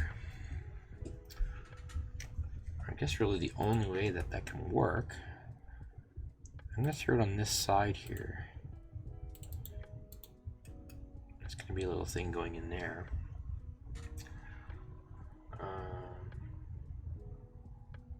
And it's gonna be a door with a 5, and then the type of door, you can roll to 14 for a stone door, barred or locked. That could work. I'll have a little passage there. 9 on the second roll if you need it. Yeah, I'm gonna need lots of rolls right now, so go ahead and throw a bunch at me. I need beyond a door. Where's my beyond a door? There we go. A 9. Passage 20 feet straight ahead. Okay, well, straight ahead doesn't work, but I'm gonna interpret that as going that way. So we got a little 20-foot passageway.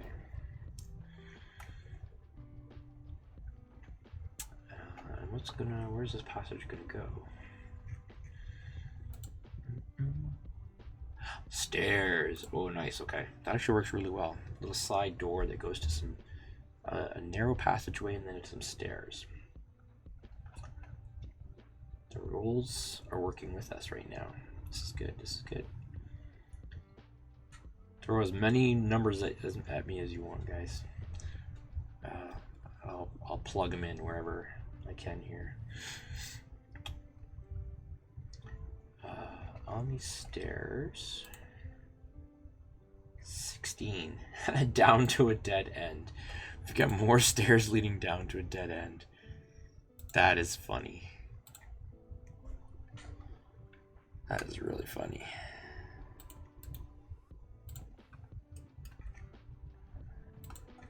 What is with these dead end stairs in this place? People are gonna just to mess with adventurers. That's literally what it is.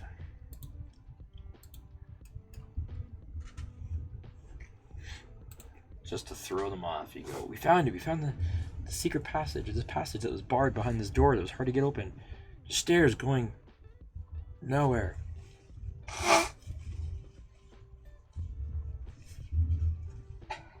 Minecraft mineshaft.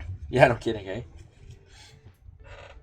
Tunnels that just tunnels that go nowhere, loop around and end up at walls. You're like, what? Who built this stupid thing?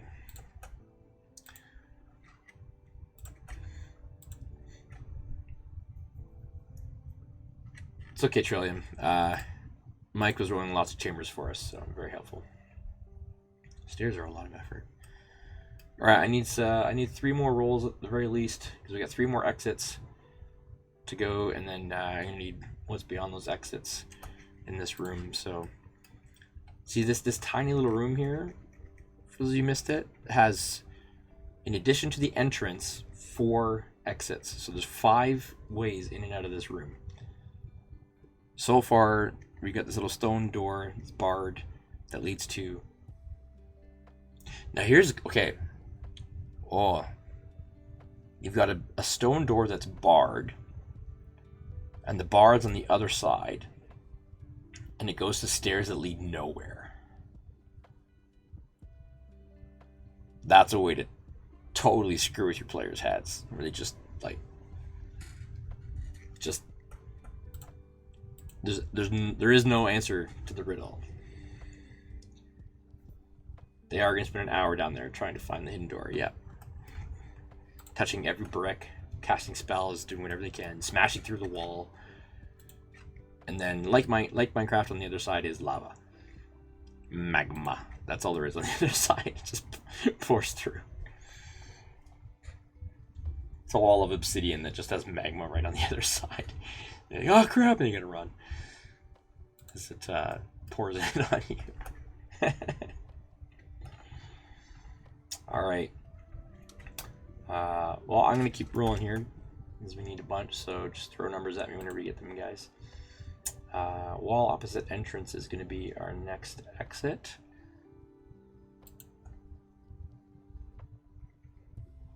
And that is going to be a door. Okay, so we'll use that 12 for the door type, which is going to be a wooden door, barred or locked. Alright, so wooden door. We might get more exits on the same wall, so I'm going to throw this one in the corner there, just to be safe.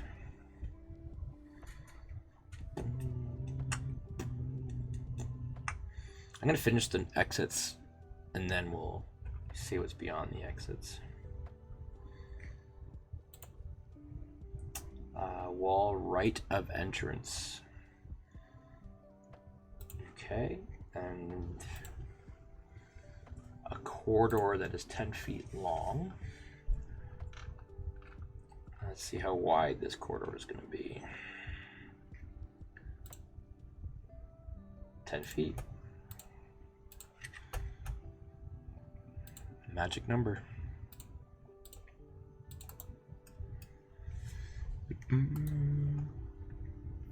Nat 20. Pew pew pew. Amazing.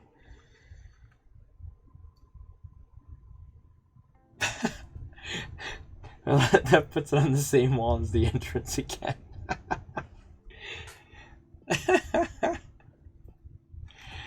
That means it's going to be in this little corner right down here. Oh man. Okay.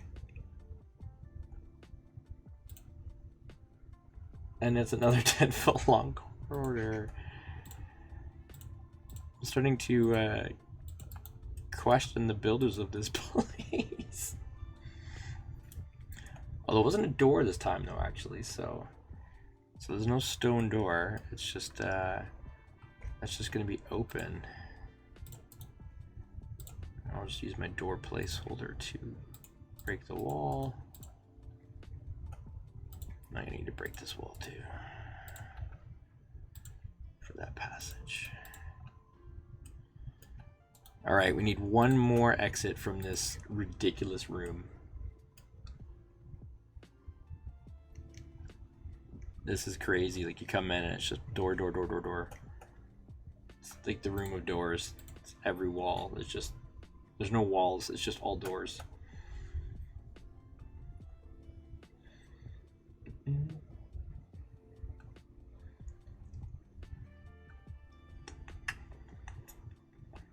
Five. Wall opposite entrance. Okay, see, it's good. Good thing that I put that door in the corner there, because now there's another exit on that wall. And what's it going to be? It's going to be a corridor that is 10 feet long. Let's see how wide it's going to be. 10 feet long. 10 wide, 10 long. Well, actually, because that door is there, I'll put this in non-symmetrical dungeon design. Gonna make somebody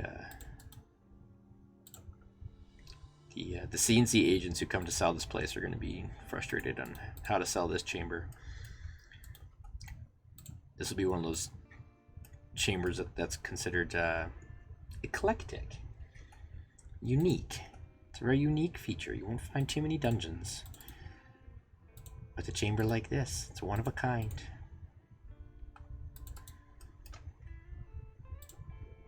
It's artistic expression.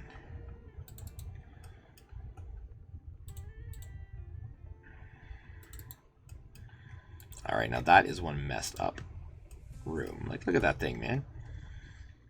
You've got a stone door, a wooden door, two big 10-foot exits, another little side exit down here. Jeez, quaint. Yeah, that's the right word for it. Oh, this room is quaint. Interesting. It's the chamber that gets remodeled after it gets bought and tear down the walls. Make it a more of an open concept. All right, well, let's find out what's down this side corridor here. What's down passage number 1? Continues 20 feet, door to the right, an additional 10 feet ahead. That's just going to take us...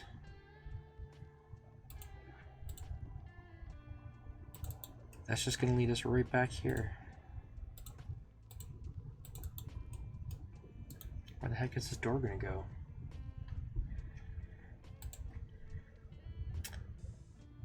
Okay, well, just given how this is laying out here, I think the only real way to do this is to just kind of bring this all together. Like so.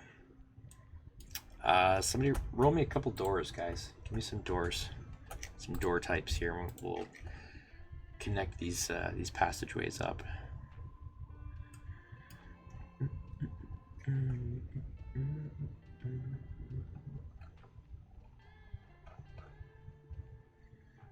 A 3. 3 is going to be a good old wood door. Pop that bad boy right in there. 1 is also going to be wood. All right, so we got some consistency. 2 wooden doors to finish us off there. Hey, what? 1 is okay. Wood.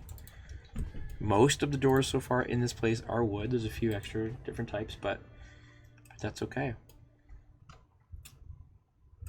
Ian, you got a 9. Okay, well, we'll use that for what's beyond this door. That's going to be that's a chamber. That's a chamber. All right, Mike, you know what to do. We got a chamber. Here it is. I'm going to make it work, though, because we got this other passage that's like right beside it.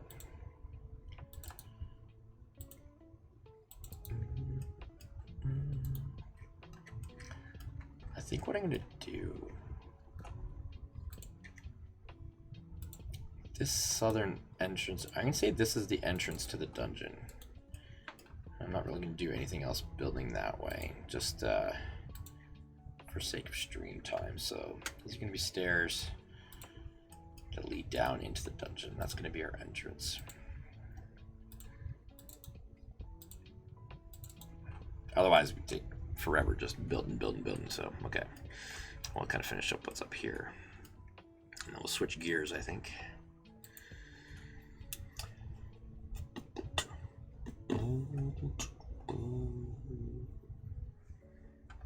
No, Ian didn't roll for the chamber number. Mike, I need you to roll, man.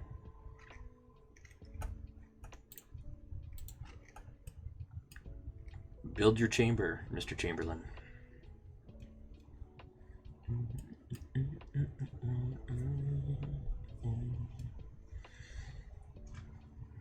Please do.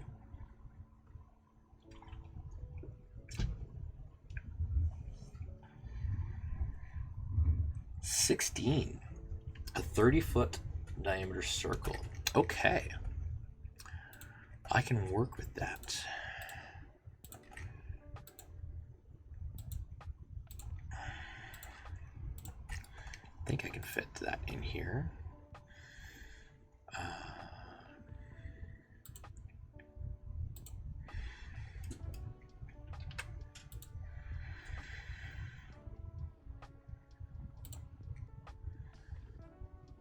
Kind of right like that. And we'll just do this little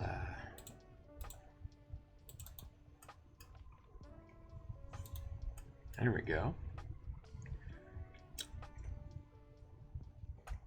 That works. Oh, such a cute little chamber. I kind of like that chamber. I don't want to add any exits or anything to that chamber. I just want to leave it as it is. What do you guys think? I feel like it's complete. That's just me, but I think this chamber just has the look of completeness. It's got one good exit or one entrance into it.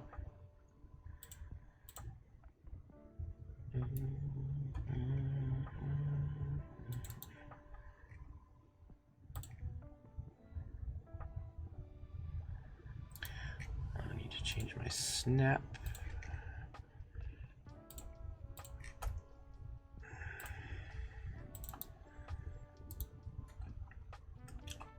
Seems like a good one. I thought so too, so.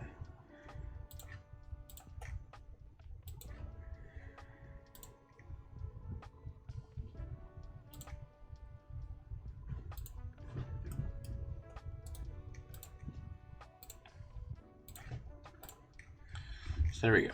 We got a nice little circular chamber. That wall's bugging me, but I'll fix that later. Conference chamber.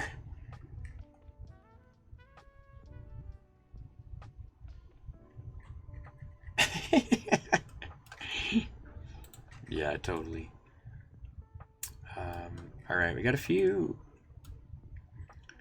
three potential passages here. I don't want to get too much further with these though. I think we're going to wrap up this level, so let's add another chamber at this top one here. I'll say that there's just chambers at the end here, so let's Mike, I know chambers are your thing, but everyone can roll up some chambers. Bagel. Hey, this chamber could be a bagel. Put a hole in the middle of it. It's the bagel chamber.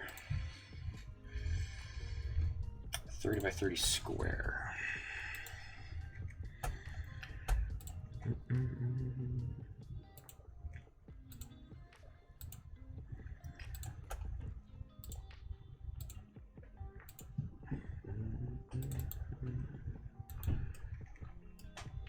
That'll be that. 17 is a 50-foot circle. Ooh. Another 50-foot circle. I like it.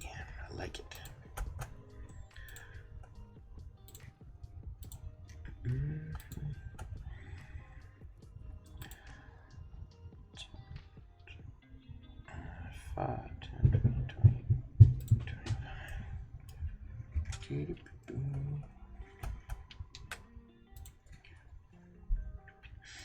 I don't want that little slide chamber to connect right to this circle necessarily. So we'll do this. Extend that floor in. And I'm gonna make this guy go, oops, kind of up here, add to something here. A 20 by 20, that works perfectly actually. Look at that. 20 by 20, amazing. All right, that's gonna be it for our layout. I think this is pretty good.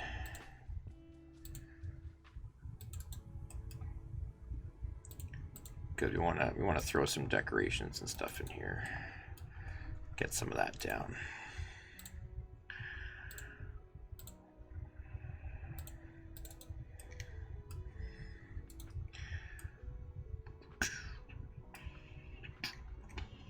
Let me just build this wall.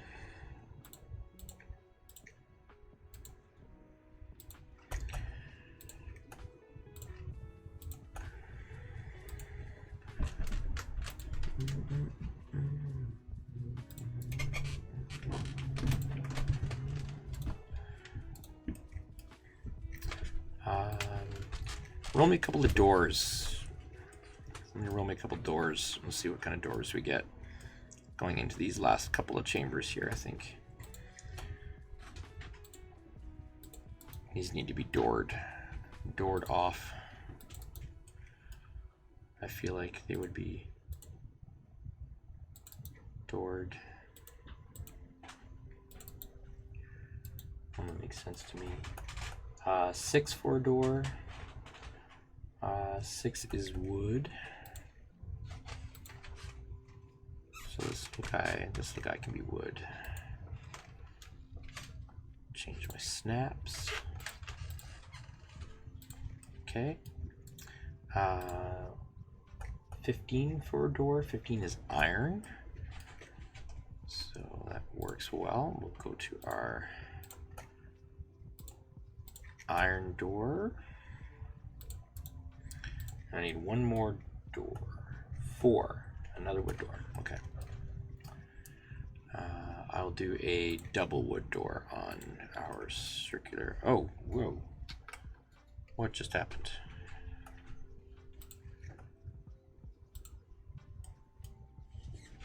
What? Why is it deleting the wrong part of the wall? What are you doing, program? I've noticed sometimes it does it. It's this weird bug where you try to delete part of the wall and then it ends up deleting the opposite part of the wall that you want to delete. It is strange. But, okay.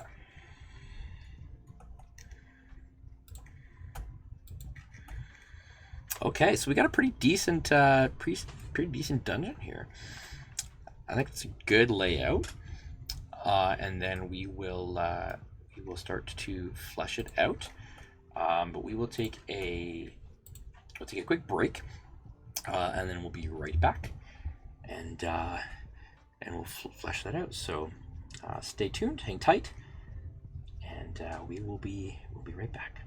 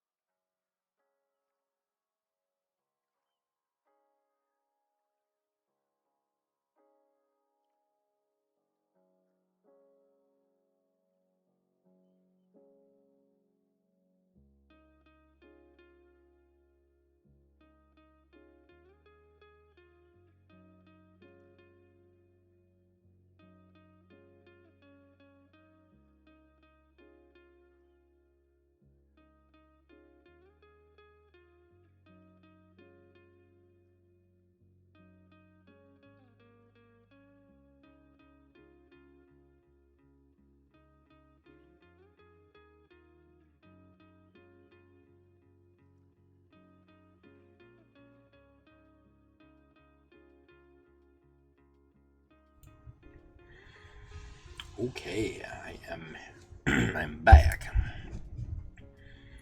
Hydrated and refreshed.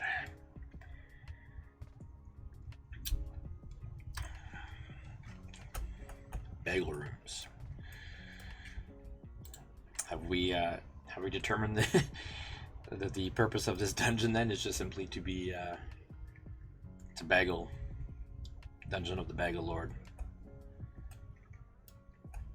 The circular chambers are the vaults that hide the precious bagels. You have to use the right kind of bagels in each chamber in order to open the door that leads deeper down into the bakery. The hidden bakery. So, we've got a map. I'll mention again now, if anybody has any questions, stream questions about our game, any questions specifically for me about how I create maps, how I create dungeons. I make dungeons, I make dungeon maps. Not all the ones that we use on stream, but many of them, world maps as well. So here's an example of, again, one of the modular mega dungeons that I'm in the process of making. So if you have any questions about what goes into map making or even dungeon design, any of that sort of thing, want to pick my brain about my process, then go for it. Yeast elementals. We're gonna have to create a whole supplement, D&D supplement now. Our next issue of Brainstorm is just gonna be the Bagel Lord, yeast elementals.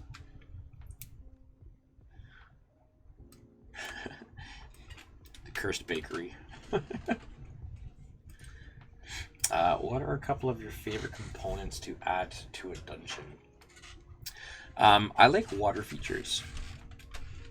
I really like water features and connecting them in somehow, or having something interesting about them.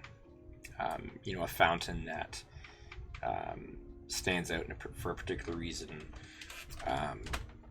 or like water passages, even, right, where you can have maybe a couple of founts throughout the dungeon that are connected by water. Sort of canyon opening, like a crack in the floor with water. So yeah, I like water. Like the well, yeah, exactly. Making something mysterious with that. I don't know why. It's just something that I've always liked to put in my dungeons are excuse me, just finding creative ways to use water. Even if it's just like water stains. In our first attempt at streaming, you'll remember that game, before we became Elderbrain. So going way back a bit, I had a dungeon that was completely flooded with salt water, and there was one passageway where the doorway was open, and the entire passageway was completely filled with water, but the water wasn't coming through the doorway. So there was a barrier there that was keeping the water in. And I had some statues and things in this other chamber, and essentially it was, a series of levers and stuff that were like up the top of the chamber that had to be pulled to kind of get the water to flow out of the chamber. So even things like that, where things where you can enter a chamber or enter a dungeon and you see water that's acting in an unusual manner, that sort of thing. That's something that I've always liked doing. Yeah. Secret doors too.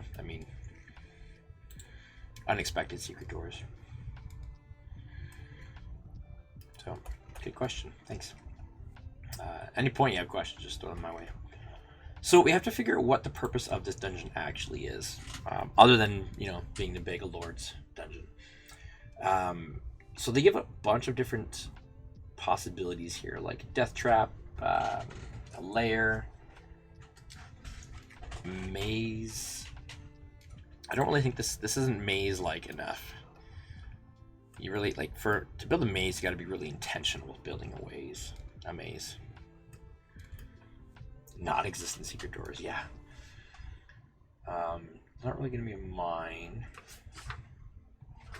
I'm feeling like a lair could work. Stronghold, temple. I know, Ian, you'd said temple. You were getting sort of temple vibes.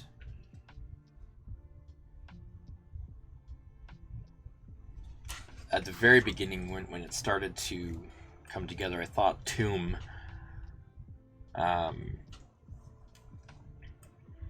It could be a combination of things, I guess, actually. It doesn't have to just be one thing. It could be a tomb and a temple.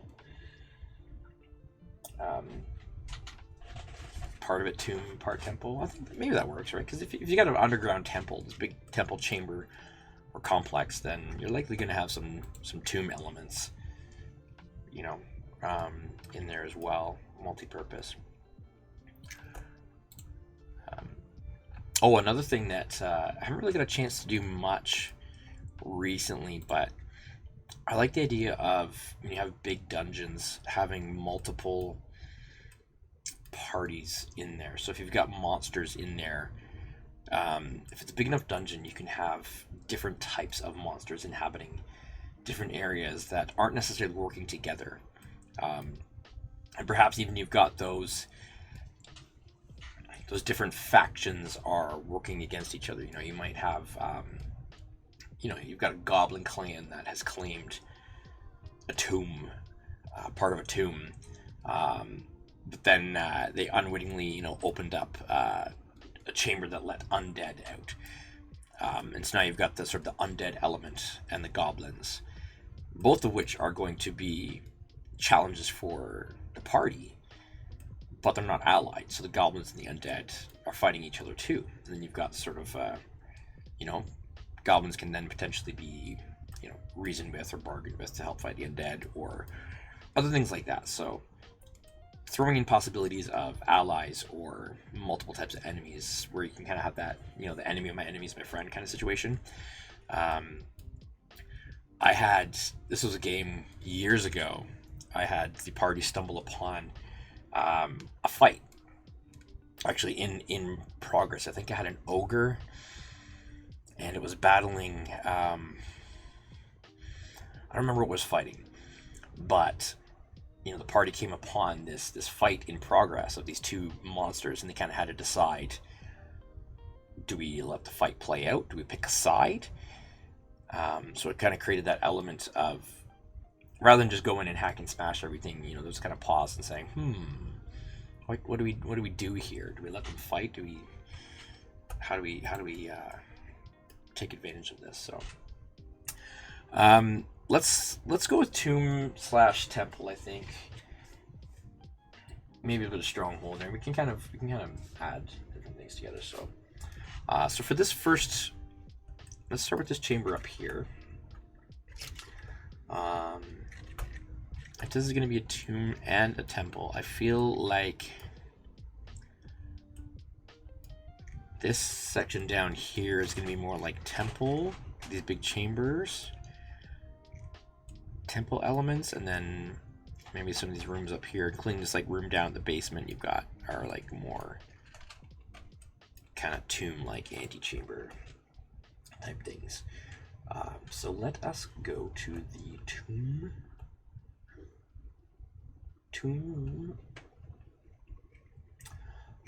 So let's get some rolls going here and flesh out the purpose of these rooms.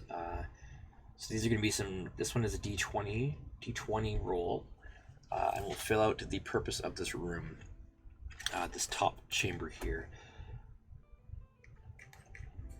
What is a brief, or if you want long, description of the dungeon you found most challenging to build?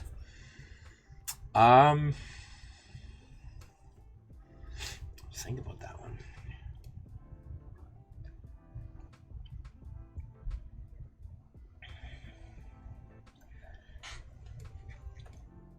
I think dungeons that are like regularly inhabited, I find can be challenging sometimes. Creating ruins or creating, dungeon that's kind of decrepit or that's got, just traps and things everywhere is I find easier to create a dungeon that is being fully lived in, that's got living chambers. You've got to take so much more into account. Where do they sleep? Where are the common areas? Where's the food prepared and kept? Where do they get their water from? Where do they relieve themselves? What sort of defenses are in place? Are there areas that are sort of off limits to the common soldiers or whatever, right? That one's been a little bit more challenging for me, just in terms of like designing, connecting it all and figuring out where all these things come from. Not that any dungeon has to be overly realistic. I mean, it's a fantasy game we're playing, right? You don't need to have an adequate number of bathrooms, right? And be like, well, there's 100 people living down here in only one bathroom. I don't think too many players are going to care that much about that, but it has to be somewhat believable, right? Where you've got the necessities: food, water, defense, sleeping areas, different things like that, and how do they get it in and out. So that would be more difficult, I'd say. All right, Mike gives a 20. So this is going to be a workshop for embalming the dead. Ooh, I like that. So this is an embalming room. Okay, I can make that. I can make that up pretty quickly, actually. I'm not going to go crazy with decorations right now. I'll just add a few things to each room, and then what I'll probably do is work on it afterwards at some point to kind of finish up touches. But anywhere we're going to be embalming the dead, there's going to be tables like so, and of course you're going to have your corpses here.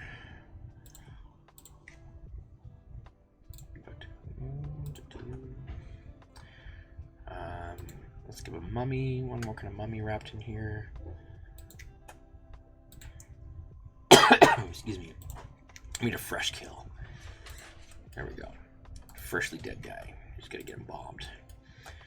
And he's gonna have there's gonna be some blood on the floor. Because with a room like this, you're gonna have lots of blood. It's a messy job. You're gonna have coffins or sarcophagi, I guess. So we'll have a couple of open ones here that are ready for bodies to go in. You know what? Let's put a body in that one.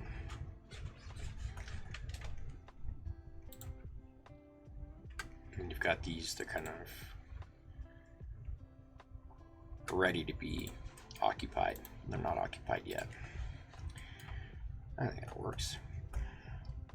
With embalming, preparing the dead, you're probably going to have like some bones and debris and stuff, just because not all the bodies are going to stay together. You might have some, like a discard pile there, something like that. I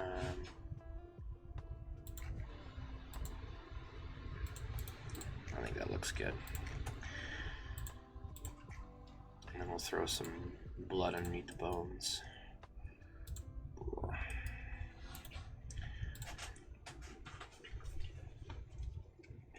Drains for fluids.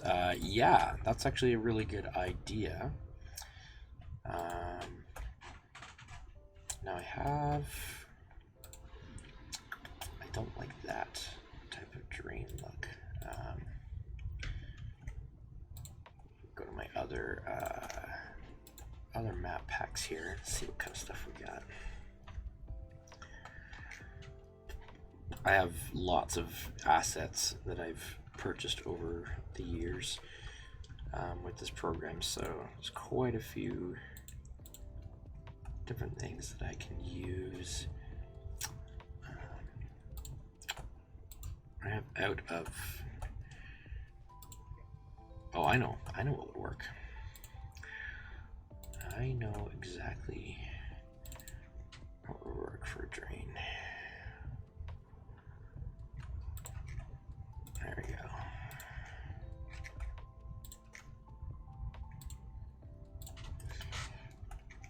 Voila, drain.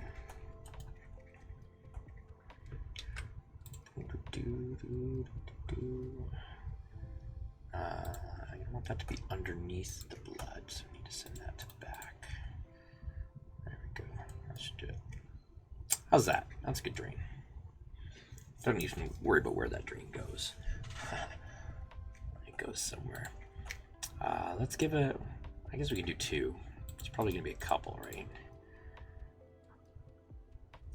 One more of like a central drain. And we can even do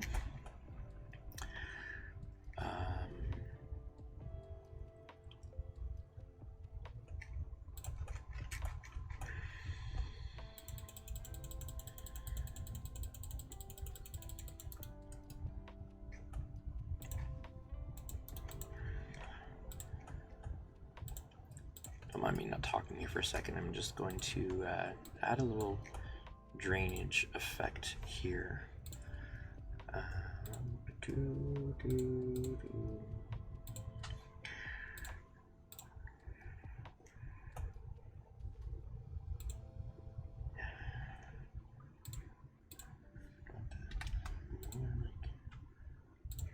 Those lines. Then I'll go to my water contour. Oops, too transparent.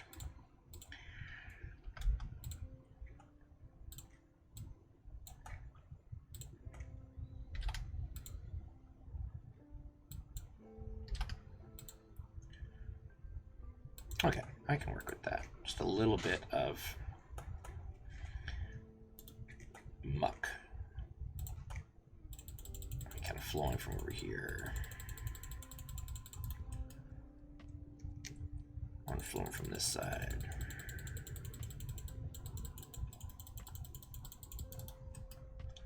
There we go. Some stains on the floor. That's good.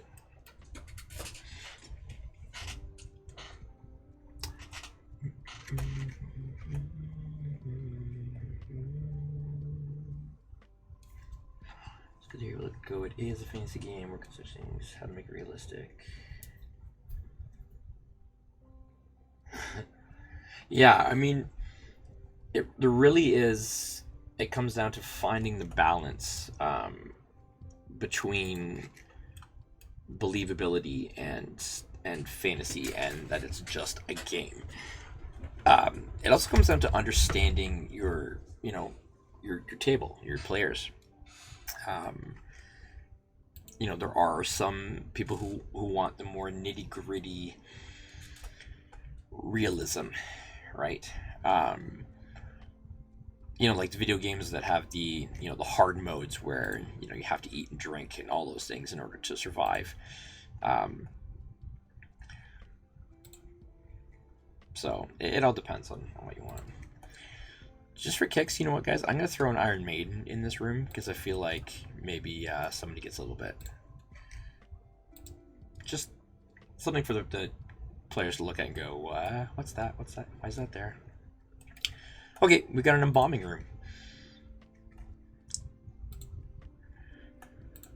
And we'll throw a discarded saw on the ground.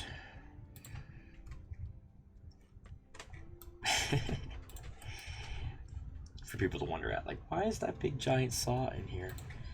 All right, that room is down. Let's do this little basement room here. So let's get another D20 roll, and we will see what is down in this lower chamber. What is this room going to be for us? We're still in the tomb section here. Probably just flesh out a few of these rooms. And then I will I'll do the rest here. All right, I'm just gonna go ahead and roll. This is a robing room for priests. To prepare for burial rites. Interesting. A robing room for priests to prepare for burial. I can't say the word right now. I'm gonna not try. So there's gonna be an altar then. As you're preparing for rites, it's gonna be like an altar. Probably a couple of statues.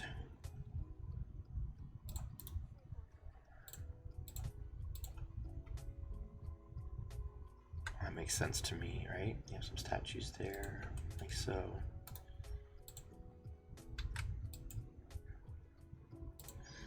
So they got to consecrate themselves.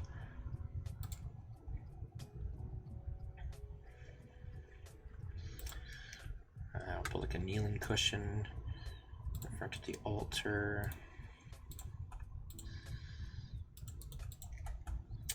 It's gonna be down low on the ground though. What else? What else is a robing room?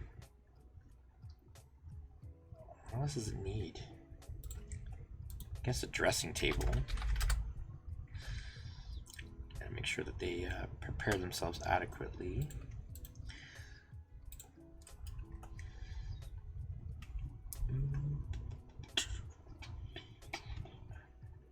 Team scribes.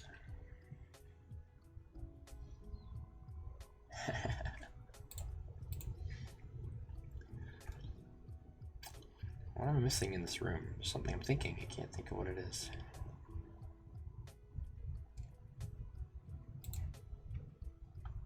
Put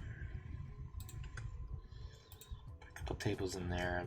Oh, a pool. Gotta consecrate themselves, clean themselves, you know? There we go. Okay, so we've got a robing room.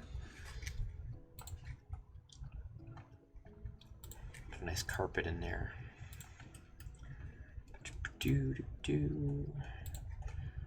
That's nice. Makes sense. Nice little room, kind of off to the side. And they're gonna rub themselves up to bury the dead, and then they'll go mutilate the bodies over here. All right, trapezoid room. Trapezoid room. What do you guys think? Temple room or tomb? Or just like general dungeon, some other kind of dungeon room? What should we make this?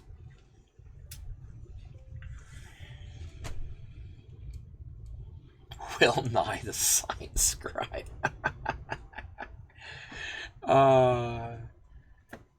That makes my pun loving heart happy.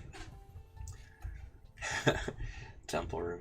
Okay, I guess it's a temple room then. So for a temple room, this is a D100 roll. It does have that back room for preparations. You're right. The antechamber. Antechamber to the uncle chamber. All right, somebody roll me a D100. Big roll. There's like so many options here for this. Armory, audience chamber, banquet, barracks, chapel, divination room, prison for captured enemies, library, kitchen, trophy room, a latrine or bath. This is a big room, so hopefully what's rolled actually works for this. You can roll two d10s.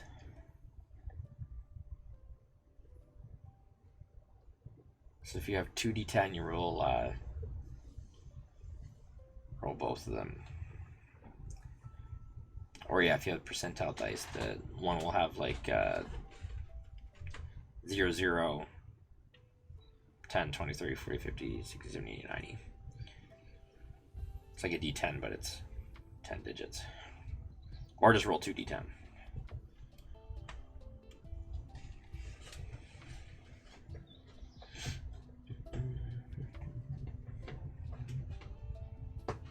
Or just say, hey Google, roll 1D100. And then I'll do it too. Because Google likes to roll dice. Play D&D. Might change the floor of this one too if it's going to be. Actually, I think that preparation room needs to be a little bit swankier, so I'm going to give it a wood floor. I feel like them priests are going to want to prepare themselves in comfort. 82. A torture chamber used in inquisitions in good or neutral temples with a lawful bent, or the sheer joy of causing pain in evil temples. Oh, we never really decided if this was a good or evil place. Good is boring though for a dungeon. You're exploring a dungeon of good aligned things. So this is an evil temple. So this is a torture chamber. This is a massive, massive torture chamber. I wonder if this small room back here would make more sense as a torture chamber. Or we could split this room up, actually. It doesn't have to be this giant of a chamber. I can split it in half and make like half of it as the torture chamber. I think that's what I'm going to do. Because this is rather large. And I'm going to do a fun split.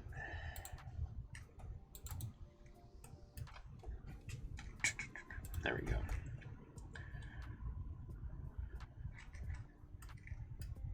Oh, actually, you know what? Look at this. And then I'll leave that one entrance there. So this one up here will be a torture chamber, because then you got to go in through here. It's like hidden behind this portcullis and like back in here. Okay. This is working out. See? This is working well. Alright, so torture chamber needs torture devices like the Iron Maidens, which I threw in the other room. Maybe I'll take it out of that room because it won't make as much sense there. So there's going to be some things for torturing. So I have a couple of these guys on the wall, or cages where they get held in. Prisoners are going to be locked up in these cages back in here.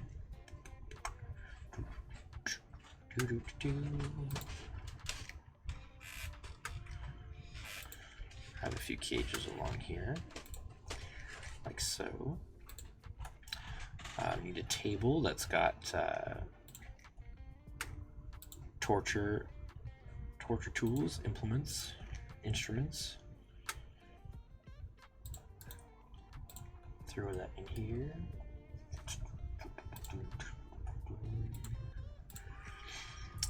So for torture tools, we're gonna have the saw. Ooh. That's interesting. Hammer, dagger, a ladle as a torture tool, spoon. Cut his heart out with a spoon because it hurts more, you idiot. Kind of an axe for torturing. Oh yeah, there we go. Those are some good torture tools.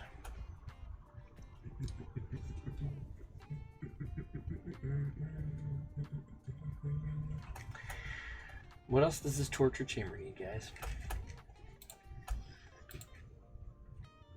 I feel like there's got to be some other types of torture.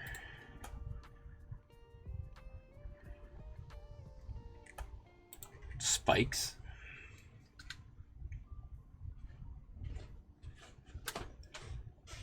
Maybe some sort of like spike press.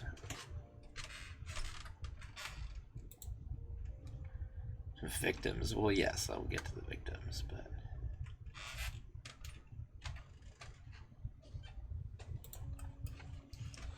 some sort of like spike plate thing. Water bucket. Oh, for like waterboarding type thing. Yeah. Or revive them, I guess there's that too. You're thinking much more wholesome than I was. That's not where I was going with it.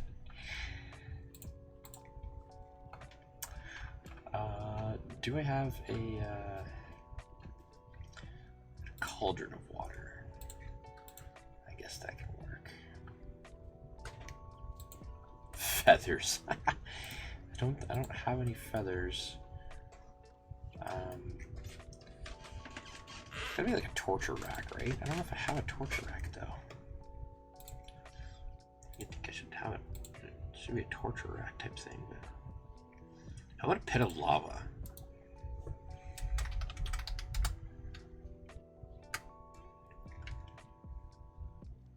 I feel like threatening to dip somebody in lava could be a good torture implement, right?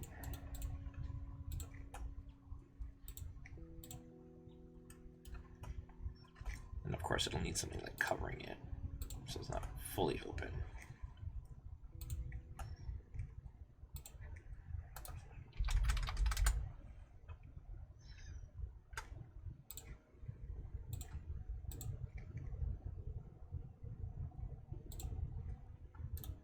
There we go. Lava pit.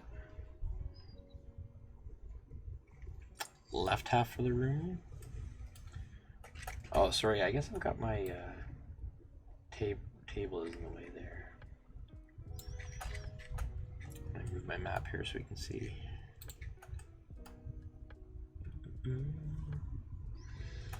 Yeah, so I've got the table of like kind of instruments and stuff over there, so you can assume that's where all those things are.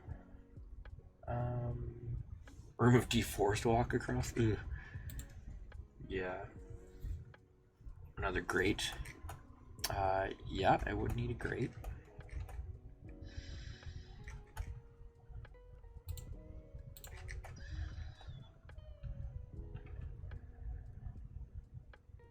Where was that grate?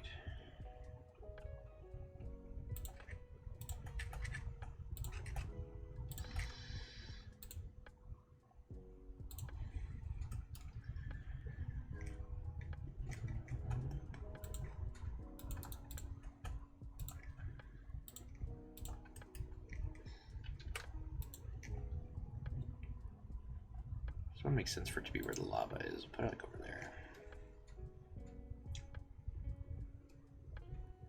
Oh, over the lava. Alright. Well, I think that's good for now. I want to get at least a couple more rooms in here. Just kind of fleshed out a bit. I'll add more details. So I will release this map. So those of you who are on Discord, I will you'll get first dibs at it. I'll put it up in Discord for you.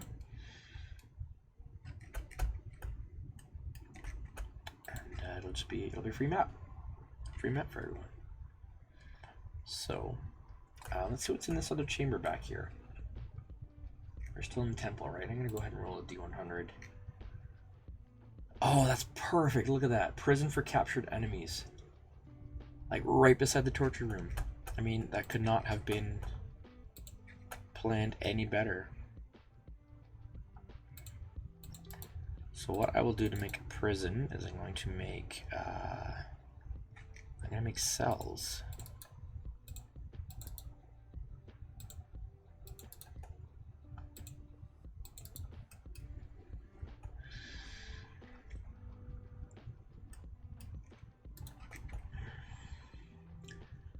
Make this into cells with iron bars.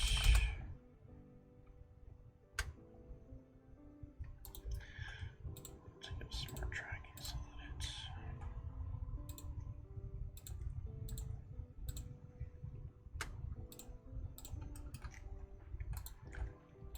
that's amazing. Look at that.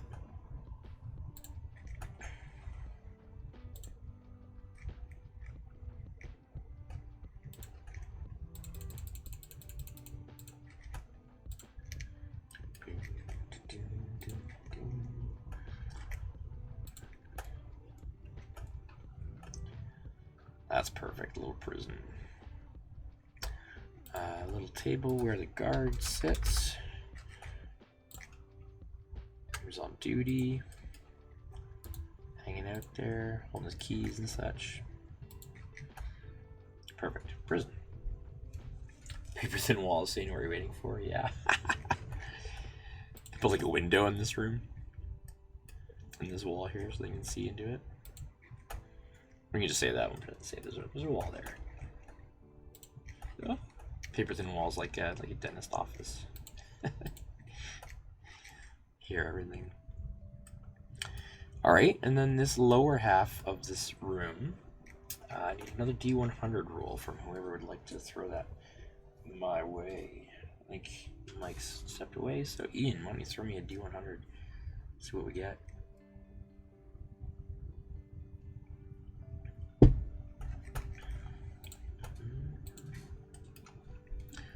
Torture room needs a different floor.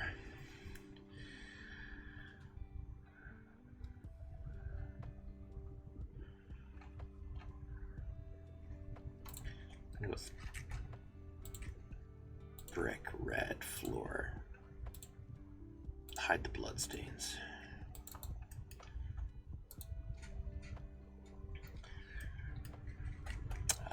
Prison's gonna be.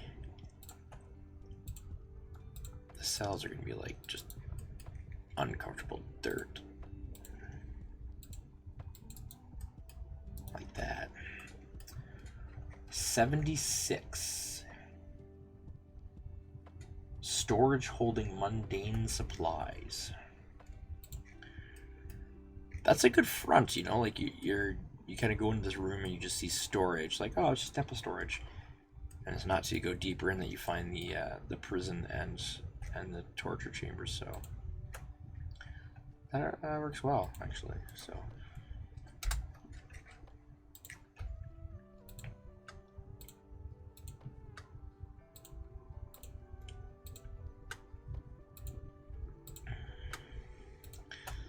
I'll throw some barrels in here.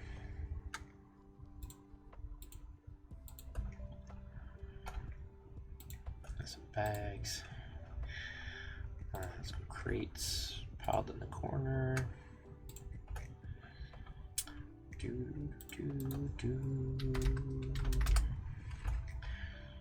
I work through this program enough, and I just kind of know what I want. Something that I found, you know, when I first started making dungeons, it was always kind of thinking like, taking my time. What do I need to put where? I think one of the traps that I could find myself getting into as well is being too precise or deliberate in rooms that didn't necessarily need it.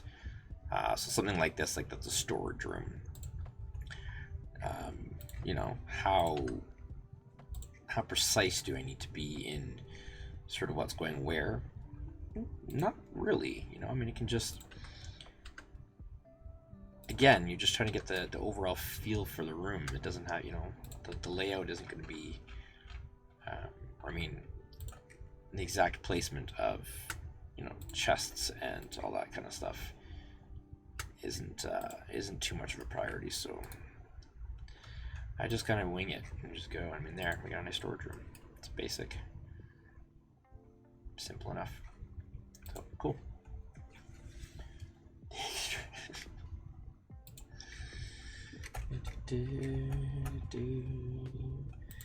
We'll throw some buckets in here.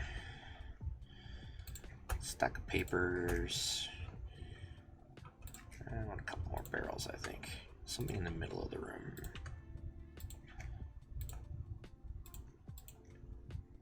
Odd barrel here and there.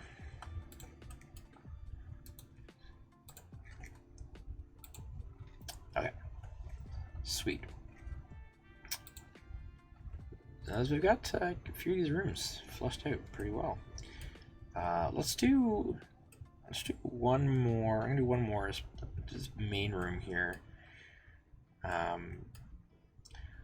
I feel like I kind of want to add more doors to this room. Like, we got an iron door and then just two big open hallways. Doesn't make much sense to me. I guess the iron door is kind of leading into this back hallway where it ends up being the torture chamber and other stuff, so that makes sense. But I feel like there's got to be more.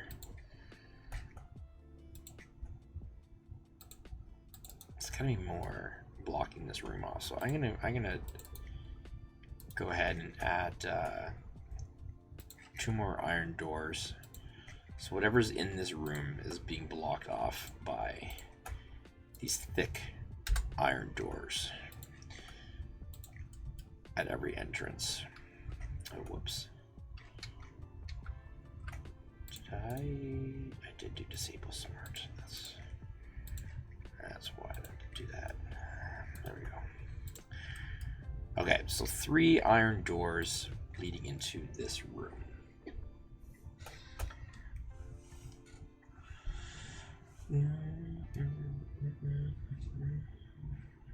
All right, so let's get, what do we think? Temple or tomb? Temple or tomb room?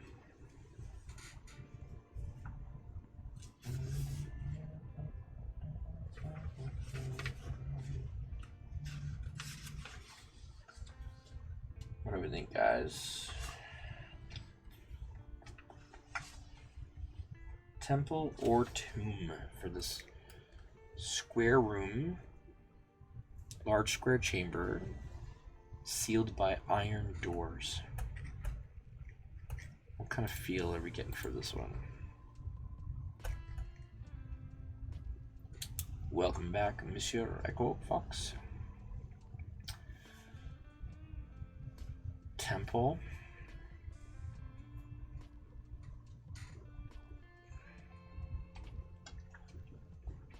Any other agreements or disagreements? What's our consensus here?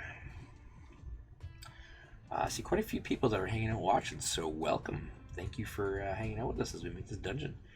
Hope you are enjoying it. If you want access to this dungeon, then you need to join our Discord, our Elderbrain Discord. You can find the link at our link tree, linktr.ee/Elderbraincast or Elderbrain, at least Elderbrain. That will give you access to get this dungeon that we are making. Black mass feel to it. So I think we're feeling temple then. All right. Yeah, thanks Mike for throwing that link up there. Check that link out. It gives you a link to all of our socials, including our Patreon, which you can join to support us and get a free copy of Brainstorm Magazine, the first issue, which is free. That's got some maps in there and some tables, some creatures, full adventure featuring goblins. And there's going to be more features or more issues coming. And join our Discord. Be good times. All right, let's get a 100 roll, a D100 roll. Mike, I believe it's your turn. Trillium and Ian each have given me a D100. So I'll throw it your way. Fill this chamber. Or design, tell us what the purpose of this chamber is, Master Chamberlain. If it doesn't make any sense, we'll re-roll. Or it could just be hilarious if it's like a closet, a giant closet barred by iron doors.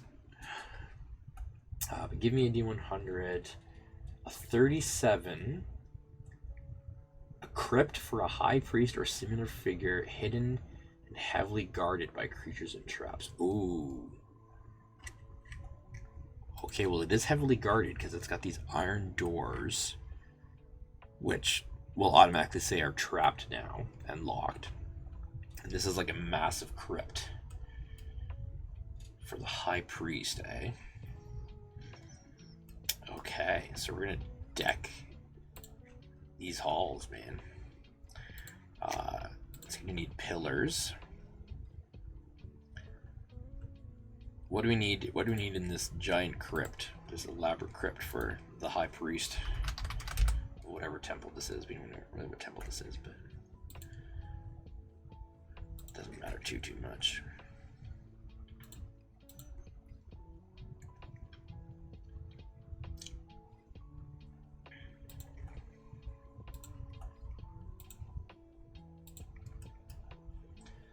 It's big honking wardrobes. For the dead priest?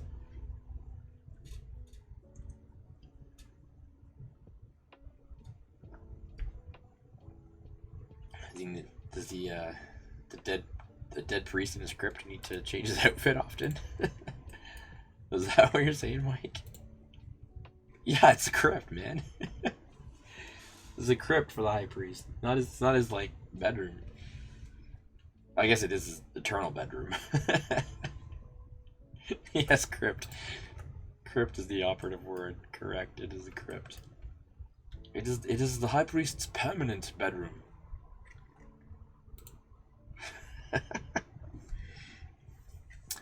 I feel like he would be kind of up on a raised like dais of sorts, right? Like I always feel like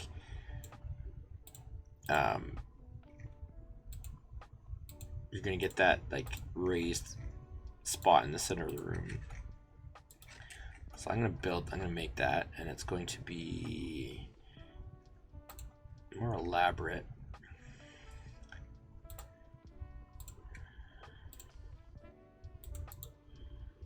Whoops, I forgot to put that on raised floor. My bad. Maybe hexagonal. Yeah, that'll make more sense actually. Let's go like this big raised feature floor. There we go, like that. Maybe he's a vampire. I mean, yeah. Altar, podium with some important books. Yes, you're gonna have the altar. Relics displayed somewhere. Yep, definitely gotta have those relics. Totally. So there's gonna be like an altar here. I feel like there'll be some kind of like eternal fire things, right? Like that are always burning to give light to the room. Important relics. Definitely gonna have relics. Good call, good call.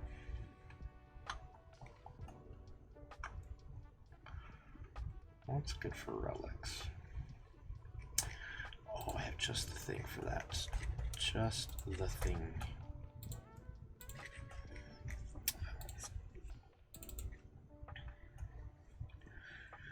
Like where you display something like this.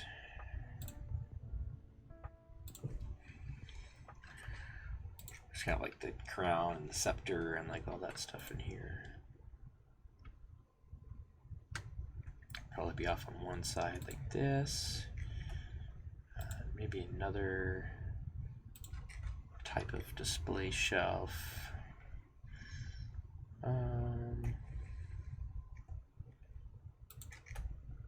The crown jewels, like jewels of his office type of thing.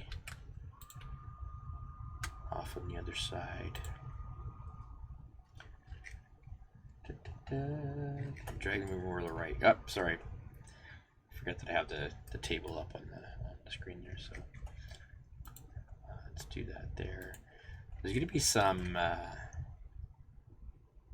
I feel like there'd be like massive honking statues, right? Like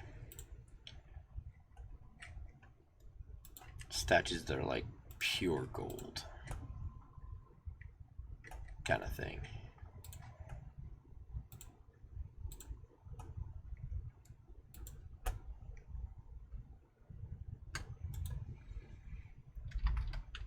Even bigger. Big ol' honking statues that are got like magic. These are trapped. Totally gonna have rays and beams or whatever else is gonna shoot out of them. Whoever's trying to bust into the tomb. Whoever's not supposed to be in here kind of thing, you know.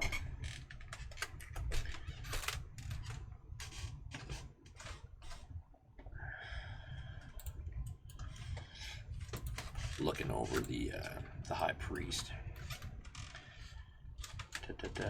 Of course, we need the priest. There's going to be front and center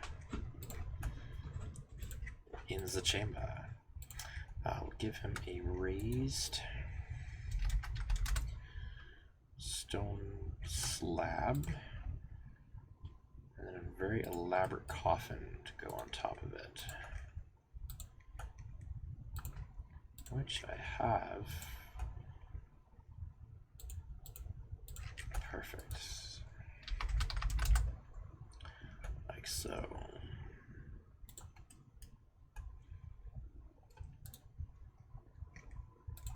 Laser monkeys. Yes. Laser monkeys made of fire. That is exactly what those statues shoot out.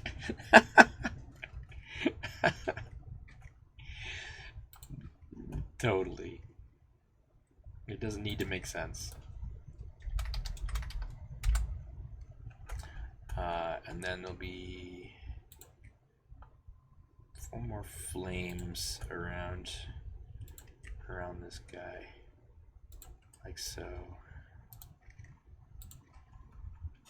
I think that's pretty good. Not too shabby. I want to do something with this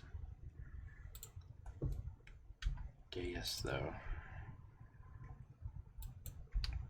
And bevel it up a little bit, make it look a little more fancy there. Okay, I think it looks pretty cool. The altar needs something on it though, like a book, like some sort of special book, you know, scriptures, whatever that he's buried with.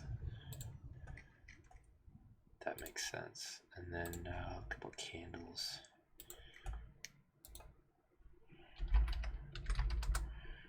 Big candles on either side of this altar, like that there. All right.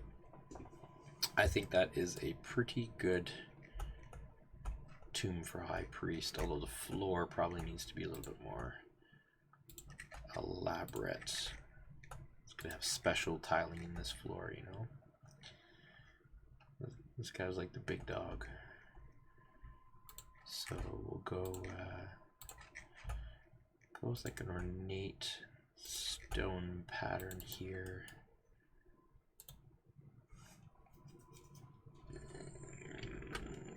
Too bright, too bright. Not what I wanted.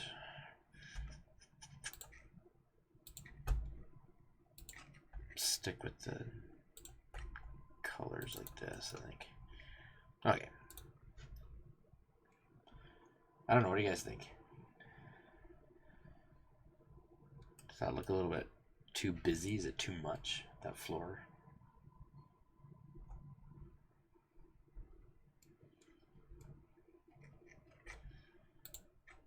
I'm torn on the floor, but I might come back to it another time. But that is that's where I'm going to end off for tonight. And let's just see what it looks like with our outer grids here. This is going to be a fun little temple tomb, I think, here. A little busy, maybe appropriate given the dupe. Yeah, that's exactly, like, you know, he gave like specific instructions to spare no expense. It's my tomb. I don't care how tacky and gaudy the floor looks. That's what I want. So yeah, he'd want it to be like all out like that. I mean, that is quite the elaborate tomb. Might add in some decorations to it, but so we got the crypt of the old high priest. There could be like a, you know, like a saint of the temple, even though it's like an evil temple. It's kind of funny. Some important figure or founder or something like that, right?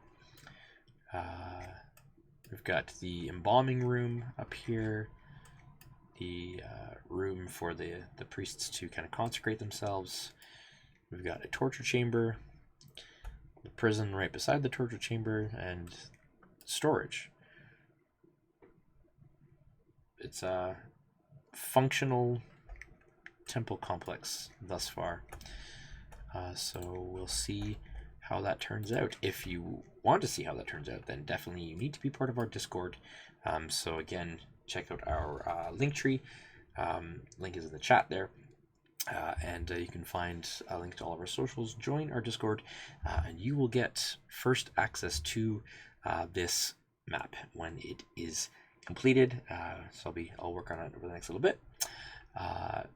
Maybe get some feedback from in Discord as well. Maybe I'll continue the random rolling in Discord and ask you guys to be a part of that and to fill out some things and use whatever numbers you roll for me. It could be fun to do that way. But anyway, thanks for hanging out with me as I did this. I hope you enjoyed it.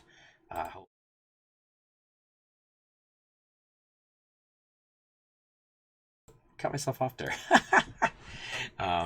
But yeah, I hope you enjoyed it and get a little bit of insight into how I use my mapping tools and a little bit of creation of the dungeon there. Thanks for tuning in, and stay tuned throughout the next month, for different things we're going to do. Like I said, Jack's going to be running a game. It's called Super Normal. It's going to be really fun. Basically, we're, kind of superheroes trying to be regular dudes, regular people in disguise. Looks like a real fun system, so that one's going to be a blast. And we're going to do a game as well. I haven't really figured out what yet, but we'll be doing some gaming, like a Jackbox TV or like Fall Guys or some random party game, stuff like that. And that could be a chance for members of our community to get involved in that. So if you want to hang out and play games with us, then that would be a time to do that. And I think that's coming up at the end of the month. But we've got some other fun stuff coming up, and while we're on hiatus, it's the perfect time for you to catch up with our stream game. If you are not caught up yet, you can catch all the VODs on YouTube and get caught up to kind of where we're at in the story. So all those episodes are available on YouTube, and you can also catch the audio versions of them on Podbean, and you can get them on other podcast apps and where podcasts are found. So search for Elder Brain, you will find our podcasts. Yeah, that is it for now. So until next time, happy gaming, everyone. Have fun, enjoy your summer, and we'll catch you later. Bye-bye.